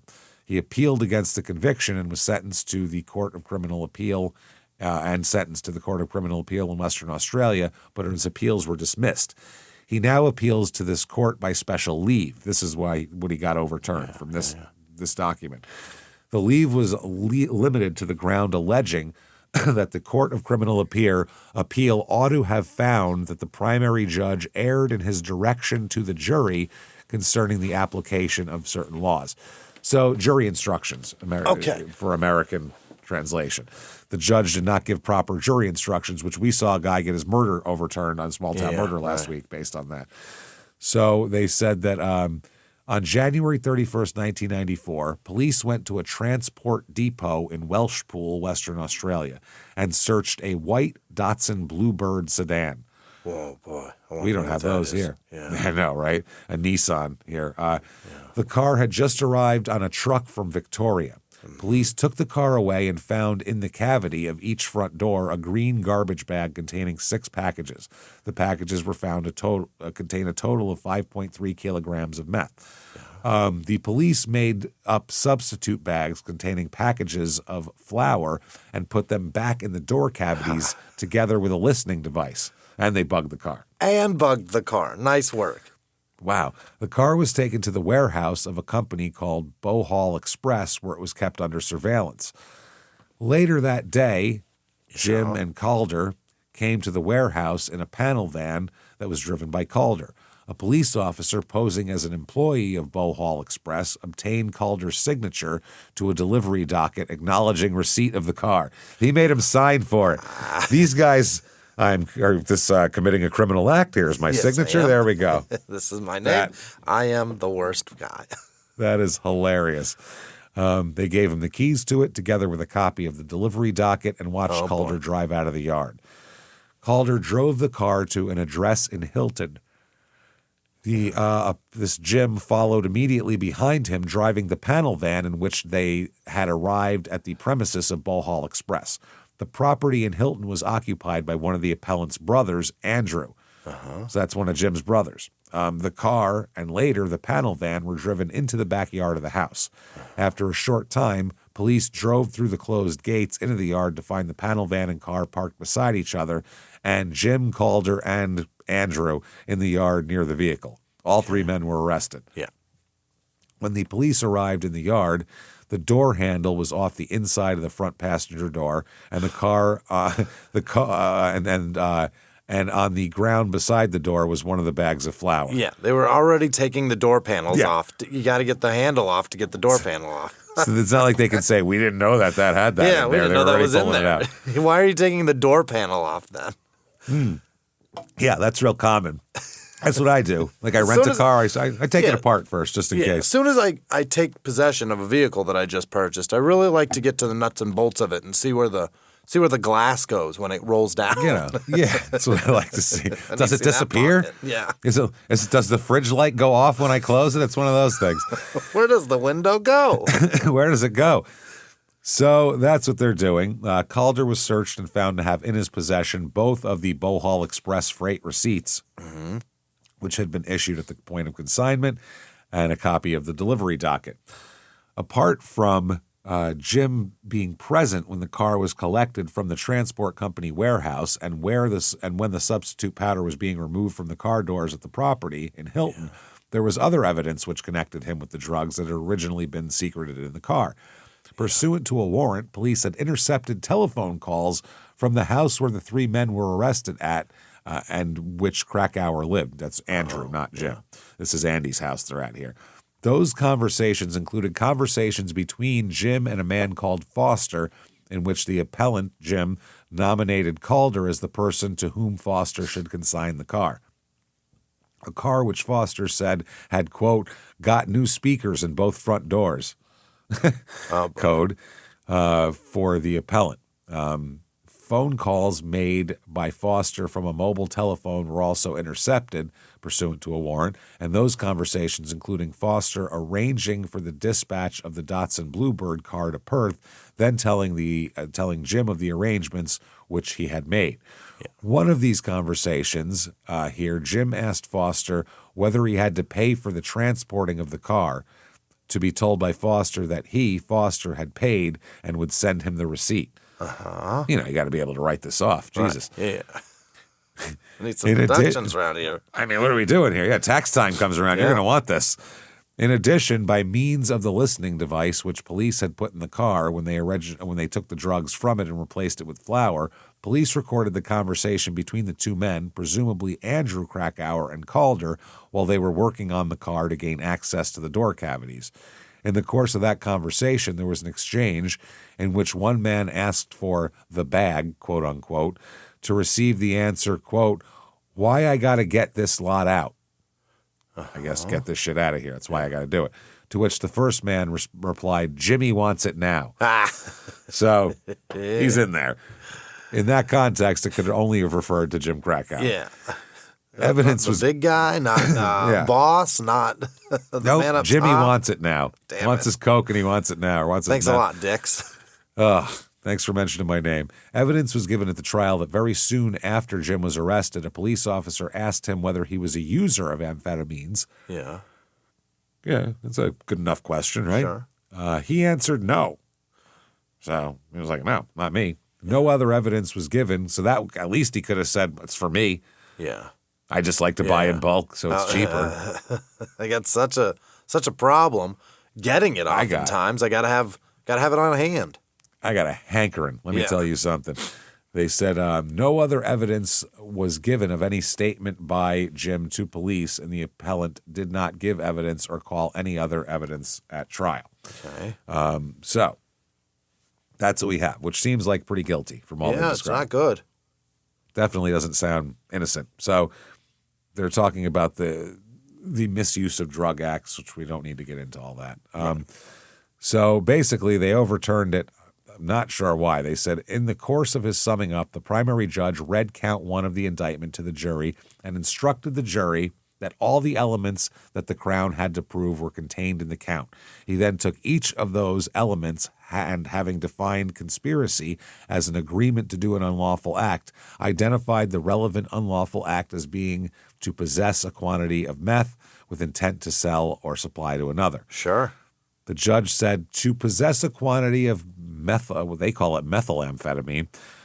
Of course, methylamphetamine is an unlawful drug, and I can tell you that it is unlawful to possess that. Of course, that is not in dispute and has not been raised by the defense. But you may be wondering what it goes on with intent to sell or supply to another. That simply means this. Under our Misuse of Drugs Act, under which both charges are laid, they say a person with the intent to sell or supply it to another has in his possession a prohibited drug commits an indictable offense. Mm-hmm. Indictable. And did I just say indictable on that? And it's a court document. I'm trying. I'm. This is an American court document. Yeah. I'll say indictable. I say it. Listen to Small Town Murder. We say it all the time. In Australia, I'm like, I don't know what that is. Indictable must be some Australian shit. I'm a moron. Is the problem? Well, there. I'm It's even fucking worse indictable. because I'm like, oh yeah. And I'm like, wait a minute, that's not a word. At least you caught it. Because I'm like, indictable. What the fuck is that? Got to be an Australian. That's what I did thing. in No, my head. it's a word I see 8 times a week. I'm a moron. I'm like, oh, that's a C. That means indictable. Yeah. Jesus, I'm an idiot. So they go on to say that intent or to sell or supply it to another, of course, is a serious charge. To possess the drug alone is an offense, but with an intent to sell or supply to another, it's a very serious charge. And that arises this way because under our section, a person shall, unless the contrary is proved, to be deemed to have his possession a prohibited drug, deemed to have in his possession with intent to sell or supply to another, if he has in his possession a quantity of the prohibited drug, which is not less than the quantity specified. Okay. Very confusing. They said the quantity specified of meth is 2 grams. So that if you have in your possession more than 2 grams, the law deems that you have it in your possession with an intent to sell. Okay. They said Anything over 2 grams, you're selling. He had 12 pounds. So is that sellable? How much is a gram? Seems like you could do it. Yeah, a little less. So that was the whole thing, and there's a lot about jury instructions and all that. That's very deep in the Australian legal weeds that we don't need to fucking get into. They said that he was entitled to. At trial, he was entitled to put the Crown to its own proof. He offered no explanation, whether in court or out, for his connection with the events that were described in evidence. He had no excuse. He had no nothing. So that's what they're basically saying. But apparently this judge's jury instructions fucked the whole thing hard. Sure. Really hard, I guess, here. So he's going to have another trial, which is unbelievable. I mean, Jesus Christ, caught red-handed. Jimmie wants it now. Yeah.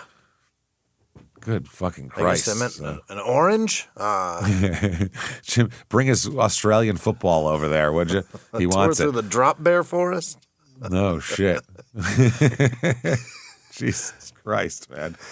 This is crazy. I am looking through this court document trying to see if there's anything else we really need in here. And it does not look like it.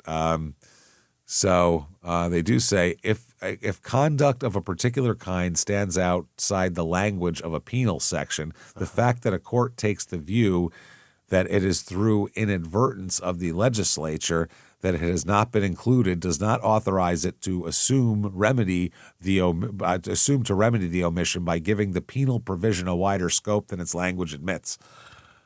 Yeah, that's the exact same look I have on my face. I have no fucking idea. They said, should a court ignore the clear words of a provision so as to give it a meaning that would or might make it easier to convict an accused? So basically, they're saying he didn't say everything about the law and the jury instruction that he should have to the jury, and the fact that he didn't means that basically he was talking to the jury and holding Jim in a lower light than the law would allow.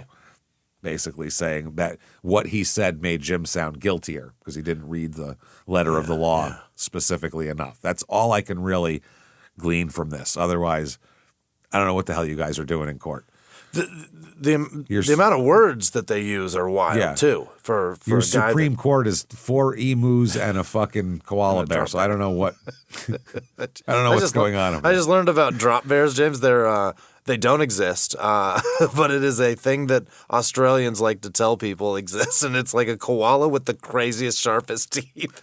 So it's a jackalope. It's an Australian jackalope. It's exactly what it is. And it makes the Australians love to scare tourists by telling them that drop bears exist. Like there's people running around Arizona looking for the jackalope. It's the same. I'm hunting jackalope. That's hilarious. It is Good for you, amazing. It's Australia. my favorite thing I just learned. It's incredible. They have a great sense of humor there, and I enjoy that. And they've collectively come together to just lie to people and straight faces. Watch out for the drop bear out there. It's in that forest. Oh, they're nasty, man. Oh, they'll take you down. It's incredible. It's like the 6th leading cause of death in Australia, so you should watch out. Yeah, my cousins, they lost 2 kids too. Oh, they lost 2. I mean, It's so funny. What I would suggest, wear a helmet all the time. They come from the canopies and they You got to wear a helmet. They strike at the head. Shoulder pads if you could, but definitely a helmet. You're going to want that. It's the greatest myth on the planet, and nobody's debunking it. They're just letting them have it. That's true. Yeah, jackalope people think exists and they go looking for it, but they're not like scared of it. They're not oh Jesus, watch out! It's from the trees above you. They're just looking to take pictures of it. Yeah, yeah. This is way more fun. Or shooting stuff one. This is just. These are that people, is great. These are people buying protective equipment to not get attacked by them. It's amazing. So 1999, 4 years after he was originally convicted, he goes up and he's convicted again. Got him. Jury instruction didn't mean shit when he's got giant bags of meth. And he is charged here. He's sentenced to, you, sir, may fuck off 16 years in prison again. Same shit. Waste of time. Whole thing was a fucking giant waste of time. Wow. That is amazing. His lawyer said that Krakouer had run the full gamut of legal processes during the original trial and subsequent appeal, followed by the quashing of the original conviction and his release on bail. Yeah. Quoting Justice Robert Anderson's words in rejecting his appeal for his drug sentencing, he said that he was at his trafficking operation was at the high end of the scale of seriousness. Yeah. If not equated to heroin and cocaine, is close enough to be regarded in the same category. Right. Meaning meth is a serious drug too. Bad shit. And not an ounce of remorse has been shown by the offender. That's why he still hasn't. That's wild, man. His lawyer said, obviously, the family are very upset. Jim's been on bail for 8 months, and he's now having to go back to prison. Wow. So, October 23rd, 2004. Here we go. He's released from prison. Goddamn. Released from prison. So, he's sentenced. He served like 9 years, basically. Yeah. That career's over, though, right? Oh, Jesus Christ. Yeah. He's so done. He's in his 40s now. Never playing again. Now, 2004, he's almost 50. So he's definitely not playing. Boy. Christ, he'd break into 40 pieces if you put him out there. So they said he's been taking part in a prisoner reintegration program. Yeah. Basically halfway house, which lets him spend hours a day outside jail. And they said he's secured employment and will walk out of the prison on work release that day. Wow. He's on parole, too, obviously. Yeah. August 27th, 2004, he's going to talk. He's going to talk. He said it was pretty shattering not being able to see his children. Yeah. Including current, as he's talking, Richmond player Andrew. His son is now playing Australian football here. Wow. He said, when I first got into trouble, they were young and I missed all their grown-up years. He said, it's pretty shattering, but you can't cry over spilt milk now. Sure. He said, I've made a mistake and I've done my time and hopefully there might be a chance to get on with my life again. He's got a lot going on here. He said it's being arrested and put in jail. He said it was like your world's caving in on you. I made a big mistake and paid a big penalty, and hopefully I can put all that behind me and get on with life again. Yeah. I don't really think about things. I don't think about the effect on that. I just got desperate for money, and it was a bad choice. Yeah, you're in the midst of several addictions, and you're having a problem. He also discussed several other parts of his past, including being jailed for rape as a teenager, his involvement in a car accident where he killed a guy. And, he said that when he killed the guy by accident, he said, I've taken someone's husband and father. But he said that, he felt terrible. He said he was in that was it. He just felt awful about it. And what are you going to do? And, oh, well, basically. August 28th, 2004, a lawyer might sue over Krakouer comments. Really? A former minister in Western Australia, and I don't think minister means in the church. No? Kevin Prince, said yesterday he might sue Channel 9, Eddie Maguire, and Jimmy Krakouer for defamation in the wake of Krakauer's appearance on The Footy Show on Thursday.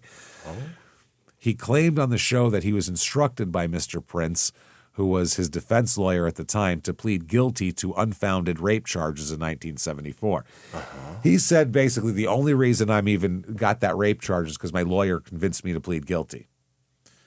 He said Mr. Prince, who returned to practice as a criminal defense lawyer after quitting state politics, yeah, that's what he ministered, that's what he was, said yesterday he had instructed lawyers to act on the matter. It is believed Channel 9 received a letter from Mr. Prince's lawyer yesterday, and they said what further may happen depends on what Channel 9 may or may not say or do. Okay, now, he told Maguire during this interview, Krakouer did, that he was advised by his lawyer to plead guilty. Krakouer asked Maguire if he could name the lawyer, to which Maguire said, yes, name him. Yeah. And he said Kevin Prince was his name. So he later said that he had not understood how serious the charges were and that the conviction would haunt him for the rest of his life. I don't care how old you are. Mm-hmm. Beyond the age of 11, you know rape is real bad and it's going to stick with you. It's not good stuff. Yeah. Yeah, rapist is not a good title to have. It's not a good, yeah, that's a terrible name tag. Terrible Chiron under you. Yeah. Rapist. That looks bad. He said Mr. Prince said he had not seen the broadcast or heard it, but Krakauer's comments had been reported to him. Okay, he said, I'm not prepared to discuss what happened a quarter century ago when I have instructed solicitors to take action on the matter. Yeah. So here we go. Mr. Prince's more recent clients include 19-year-old Scott Colbung, who, with 19-year-old Jeremy Krakouer, was convicted in June for murdering a man in Mount Barker last year. Oh, boy. Yeah. So they're going to be sentenced. Here's the problem. Andrew Krakouer, his son, is fucked, basically. Yeah. This is 2008. He's got some issues. He is going to be sentenced to 16 months in prison for assaulting a man outside a nightclub. Oh? Yeah, he was held in custody since being convicted. He must have really fucked this guy up. He was sentenced to 32 months of jail after a mandatory 1/3 reduction on a 4-year sentence, but must serve a minimum non-parole period of 16 months. Tyrone Krakouer, more Krakouers, that's his other son, was sentenced to 2 years, discounted to a maximum of 16 months. Andrew Krakouer was found guilty of assault with intent to cause bodily harm. Tyrone was found guilty on a lesser charge. Boy. During the trial, Mr. Martin admitted to, quote, king-hitting Krakouer in 2001 as part of a long-standing feud between female members of his own family and the Krakouer clan. Sure. So this has nothing to do with anything that happened in a nightclub. This is a family beef. This is Hatfields and McCoys, and we happen to run into each other somewhere. So this is very interesting here. Martin, the victim, I guess, in this situation, said when the pair met outside the Harborside nightclub in Fremantle in 2006, Krakouer challenged him to a fight, saying, let's sort it out now. Oh. Australians, that is such a reasonable way to say it. Let's sort it out now. It sounds like you're going to sit down and discuss what you're going to have for dinner or like your budget. That means we're fighting. That means we're fighting. If someone said, let's sort it out now, you'd be like, fuck you, I want to fight. I don't want to sort anything. Shit. Yeah, I want to fight you. So the prosecutor here told the trial that Mr. Martin was left in a coma after the attack and suffered ongoing psychological problems. Yeah. The judge, handing down the sentence, said the family feud and punch to Krakouer 5 years earlier was no justification for the actions of the brothers and a third man involved in the assault. They kicked the shit out of this guy. Oh. The judge said Andrew appeared oblivious to calls for him to stop his attack. Those who witnessed it were shocked and horrified by the ferocity of the attack. It was brutal and cowardly. It must have been clear to both of you that Justin Martin stood no chance against you and the other man. The judge said the offense was out of character and she didn't consider either man at risk of committing similar offenses again. Krakouer's lawyer told the court about him playing in the league and all that. The criminal charges meant that other AFL clubs would not draft him. and he hadn't made really any money yet and all that kind of thing. He said Andrew Krakouer's mother, Fiona, had difficulty bringing up her children because his father spent 8 years in jail. Andrew expressed his remorse for the attack and said that, quote, he would change what happened if I could. Mm-hmm. If I could. He was delisted by Richmond in October last year after playing 102 matches and kicking 102 goals for the club. Hey, look at that. Yeah. They said that, you may be from a famous family, but it's not great. Yeah. Also, the judge said that Andrew and Tyrone's father had been a violent husband and father as well. Yeah. As a result, the brothers had been exposed to, quote, domestic violence in the absence of a male role model. So even in the house, he was an asshole. So he's seen it and didn't have a dad. Yeah, and his dad, apparently by what the judge is saying, so that must be the facts, there was a lot of domestic strife going on here. The prosecution said that during a consensual fight between the two, Tyrone kicked Mr. Martin in the head, and that's Andrew then chased Mr. Martin into a car park and punched and kicked him repeatedly while he was on the ground. Martin was taken to a hospital and suffered a seizure, likely to have been caused by blows to the head. Complications from medical treatment for the seizure caused Mr. Martin's kidneys to fail and left him fighting for his life. Yeah. Jesus Christ. Anyway, he sat in his Andrew was in court here. Jim was there as well with his wife Fiona. That's nice. He's going to court, and for once he's not being sentenced. And you, sir, may fuck off. 16 months. It's better than 16 years like Dad. Jim said lots of friends are supportive of him. I'm supportive of him. It's a pretty tough sentence for a first offense, but that's the way the court sees it. So his father here, Mr. Martin, the guy who was injured, his father, said he had mixed feelings about the verdicts because he believed others were involved in the attack on his son. He said anybody should be able to, quote, have a good night out and not end up in an intensive care unit. That's the goal. Yeah. If you're going out, you go, where are we going tonight? Not the intensive care unit, hopefully. Not ICU. Let's head out. Yeah. That's amazing. December 29th, 2006. His son Andrew's in more trouble. He's been threatened with traditional payback by family members of a man he's charged with assaulting.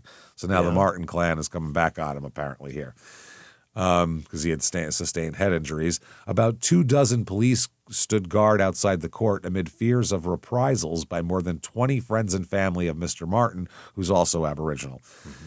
One woman yelled as the brothers drove away under police escort, "What goes around comes around, 10 times worse." What is that? Is that a threat? That means we're going to fucking bash your head in 10 times worse than you bashed my brother's head in. Wow. Interesting. Andrew's lawyer asked for his client's next court appearance to be on January 4th because of his footballing duties. He said, my client, Andrew Krakouer, is a professional footballer who plays for Richmond, and he's due to return to Melbourne now. And not after he got fucking sentenced. Now, Martin, the victim, his grandmother said outside the court there could be traditional Aboriginal payback against the Krakouers. Okay. I don't know what that is. She said, if the court doesn't give justice, there will be payback. You can't walk out into the street or go into a pub and have a drink without a crowd wanting to bash you up. Bash you up. So, a crowd. We're going to get our due. Jesus Christ. Oh, boy. Man. So, anyway, so he's sentenced to that. That's how that goes. He was paroled in 2009 and joined Perth's Swan District's WAFL club and tried to get back into the whole thing here. September 17th, 2021. This is amazing. Jim is brought into the WAFL Hall of Fame. What? What are we talking about? What? AFL? What is this? The WAFL, Western Australian Football League Hall of Fame. Are you sure that's what it is? Is this not the adolescent fuckers league? What is this? Yeah, the Western adolescent fuckers legends. That's what he is. Boy. He's the newest inductee. Yes, oh my God. Yeah. Why would you do that? He did win the Simpson Medal, the O.J. Simpson Medal for being praised despite your horrible fucking for second worst husband of the year. Wow, that is amazing. Gross. Wow. One of the coaches there currently said Jimmie was a pretty quiet sort of fella, but gee, he was a fiery customer on it. He was definitely someone you wanted on your side. Oh, boy. 1985 was my first year of playing, and I used to just stand back in amazement at what he could do. He had that unbelievable combination of being mercurial as well as being really tough and hard. He said, I played with guys like Keith Gregg, Wayne Schimmelbusch, and Ross Glendining when they were at the ends of their career. But when I played with Jimmie, he was probably in his prime. He was a super player. Wow. Okay. And there's like no mention of, even though this is controversial based on, rape and drugs and everything else, nobody cares.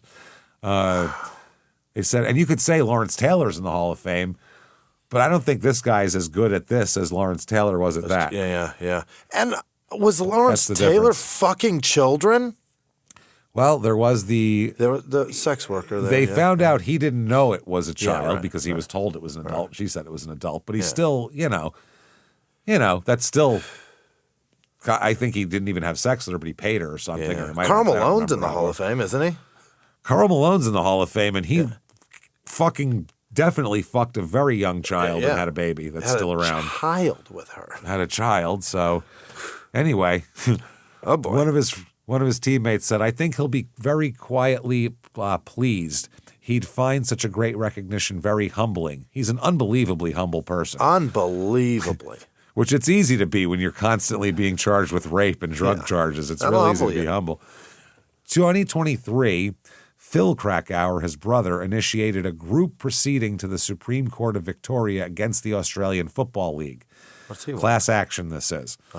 He's representing himself, his brother Jim, and a group of members comprising Indigenous or people of color former players, umpires, and officials who participated in the league from 1975 to 2022. Yeah.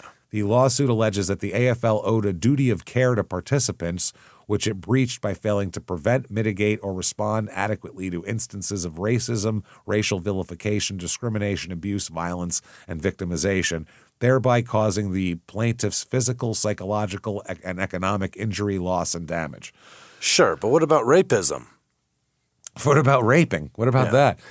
So, this is like their version of we got hit in the head and you didn't care. This is everybody called us names and threw beer cans at us and nobody did a fucking thing.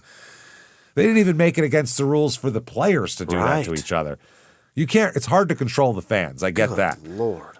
But you can make it so, hey, if a ref hears you call that guy a fucking slur, you get a penalty. It's 15 yards in the NFL now. You do that now, you'll get suspended for saying shit in the NFL, and that's not part of the game. So, I mean, you could say whether it should be or not, but that's a different thing if you're going to sue them. Anyway, specific incidents cited in court documents include Krakouer being struck by a beer can, which we knew, and broader claims of unchecked racial targeting by opponents, spectators, and officials that exacerbated career-ending pressures and personal trauma for him and his brother. Drove me into the arms of a child, James. It pushed me right into the arms of a freshman in high school. I couldn't help myself. The plaintiffs further contend that the AFL's inaction, including inadequate reporting mechanisms and sanctions post-1975 Racial Discrimination Act, I guess that's like their Civil Rights Act, constituted misleading or deceptive conduct under Australian consumer law. Okay. Smart lawsuit here. And the amended statement of claim filed on March 5th, 2024 expanded the scope by naming individual AFL figures such as Essendon coach Kevin Sheedy and South Melbourne's Terry Danaher as having allegedly uttered racial slurs or failed to intervene alongside claims against clubs for vicarious liability. Sure. Wow. In August 2024, a judge directed the plaintiffs to refine vague pleadings for clarity. In October 2025, after the withdrawal of certain allegations against some, including some against Sheedy, the AFL sought recovery of its legal costs, arguing the amendments conceded weakness in the original claims. Interesting. It remains ongoing, that whole thing. Okay. Just like the concussion thing went on for years. March 30th, 2025. Okay. He's arrested for child abuse again, James. I swear to fucking Christ. This is his son again. Oh, okay. I think he's too old and tired to abuse anybody now. But I guess once his career was over, they're talking about here, he moved into construction and became a TV host and public speaker, the son Andrew, I guess. They said entering prison left a mark on Krakouer that changed his life forever. He said, once I got found guilty after court, it was so scary walking down and getting processed and walking into the cell. It sort of seemed so surreal. I was thinking 12 months ago, I was running around playing footy, and now I don't have a future ahead of me, and I'm not sure what the future holds. Problem is here, apparently, he's dead. Who is, Jim? Or is Andrew? Really? Yeah, dies aged 42. So young. We don't really know how he died. It happened in March of last year. Wow. But, heart attack. There we go. Suspected heart attack. I wonder if 42. I wonder if there was meth in there. I was going to say, weird. How much meth does it take to give you a heart attack? I wonder. I don't know. Can't get enough of Jim Krakouer? Get yourself a 1986 VFL card with him on North Melbourne, looking pretty cool, about to kick a ball. How old is he now? In his 60s, 70s? $3.99, 56. He's almost 58. 70. He's almost 70. 68. Yeah. It's almost 70 now. Yeah. Then we have a Jim Krakouer 1989 full Inside Football magazine poster. Oh, yeah. It's like it's fold-out one, which is pretty cool. $30, that is. Right. And Brother Boys, The Story of Jim and Philip Krakouer, also is a book you can buy. Only available in physical copy, and it's $35. Okay, 35 Australian dollars. Australian dollars here. And can't get enough Jim Krakouer. And also, I feel bad for, but not nearly as bad as, because there's only one and he spells it different. That's why I didn't put it in there. Jim Krakouer, Senior Project Manager at JCPenney in Texas. Okay. Spells it a little bit different. Poor bastard's job is disappearing every day. He has no idea. Every day. He's like, God damn it, I'd rather be a rapey football player. Smaller market share every goddamn day. So there you go, everybody. Wow. Back to Australia with Jim Krakouer. Yeah. And, wow, your priorities were all weird, Australia. Let me tell you something. Unbelievable. Hope you fixed Meth this. worse than rape. Yeah. Weird. I don't get it.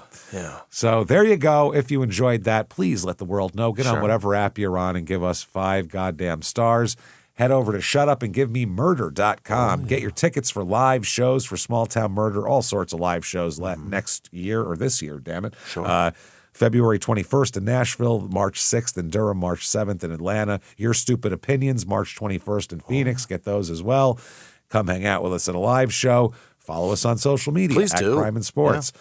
Get yourself Patreon. Hey. My God. Yeah. Patreon.com/CrimeInSports is where you get all the bonus material. Anybody, $5 a month or above, you get it all, everybody. You get everything we put out, hundreds of bonus episodes immediately upon subscription, new ones every other week, one Crime and Sports, one Small Town Murder. You get them all. This year, what you're going to get, or this week, what you're going to get for crime. I looked up in my thing and saw a year was written, and I read it. This week, what you're going to get is for Crime and Sports, we're going to talk about the sales, Jimmie. Yes. Old-timey weird ads and some strange articles and stuff like that. Small Town Murder, Dean Coral Part 2. Dean's dead. We got 27 bodies we've unearthed, and a kid standing by who says he has an explanation for all of it. Couple friends unhandcuffed. You know, there's a John Wayne Gacy connection too. So get in there and get that. Patreon.com/CrimeInSports.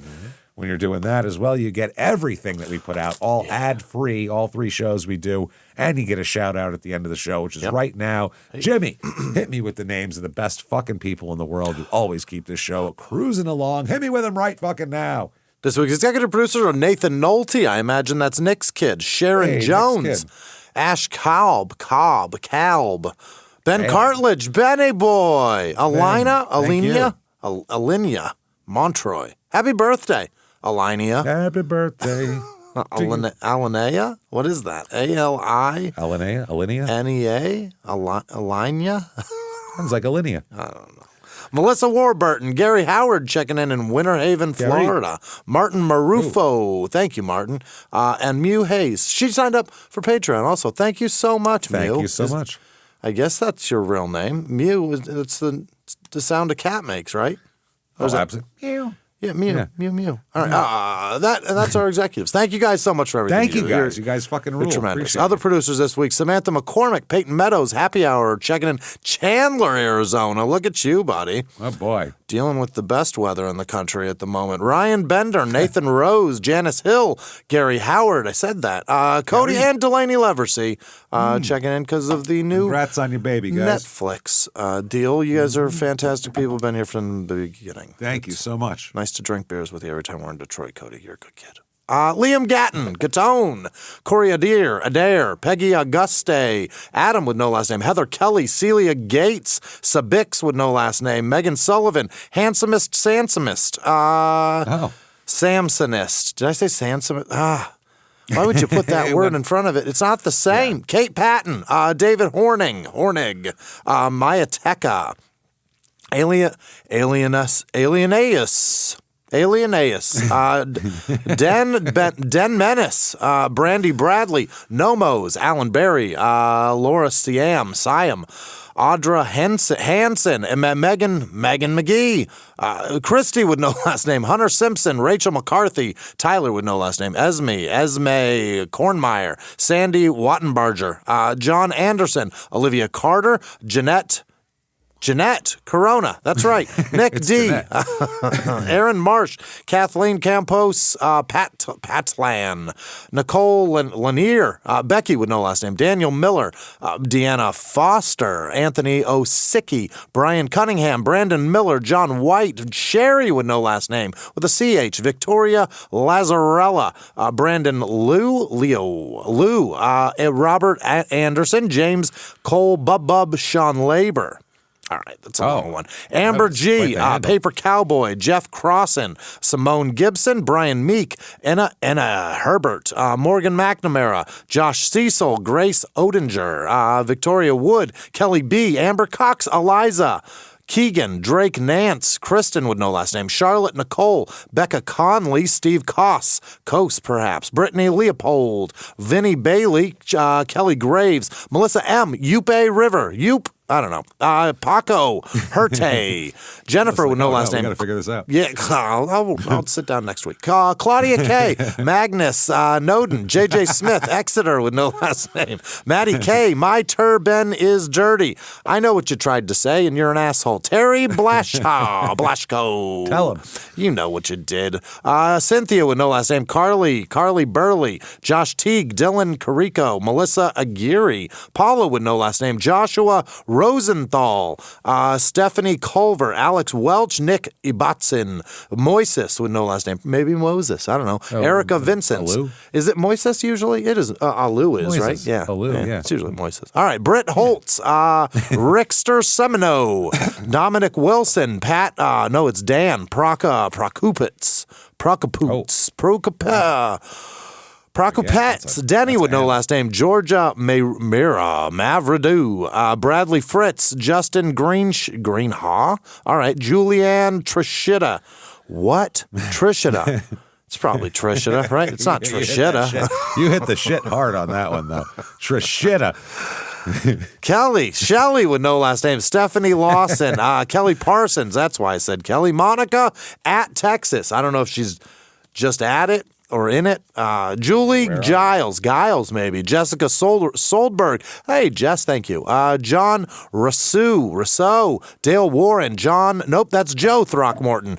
Sparrow the Hero, Lisa Mazajewski, Josh Barr, Bake Marker, Danny Cummings, Susan with no last name, Brent Guimont, Sharon Harvey, Denise Arguello, Jesse, Hesse Holsapple, that's Jesse, I'm sure. Heather Dryden Ballou, Erica Rauch, TLC 22, Angie with no last name, Sandy Saltzman, Mew Hayes, see, told you she did it twice.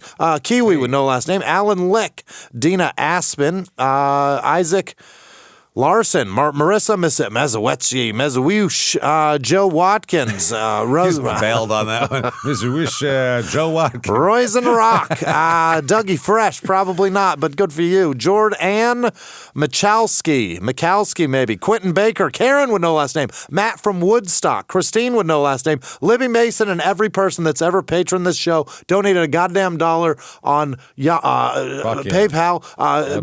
Bought a fucking ticket to our live shows. Dairy Queen gift card. Sent it to us. Sent a Tillamook coupon. You guys are the fucking best, and I can't wait to see all of you in every place we go, specifically the very first one, Nashville. Get fucking tickets now. Thank you so much, everybody. You are spectacular bastards. We appreciate all that you do for us. Hope that you're enjoying everything that we put out. Please watch the show on Netflix. Also, listen to our other shows. Listen to Crime and Sports. Listen to Your Stupid Opinions. You want to find us on social media, shutupandgivememurder.com has drop-down menus that'll take you any damn place you want to go that has to do with us. So do that. Keep coming back and hanging out with us live from the Crime and Sports studios. We will see you next week. Bye.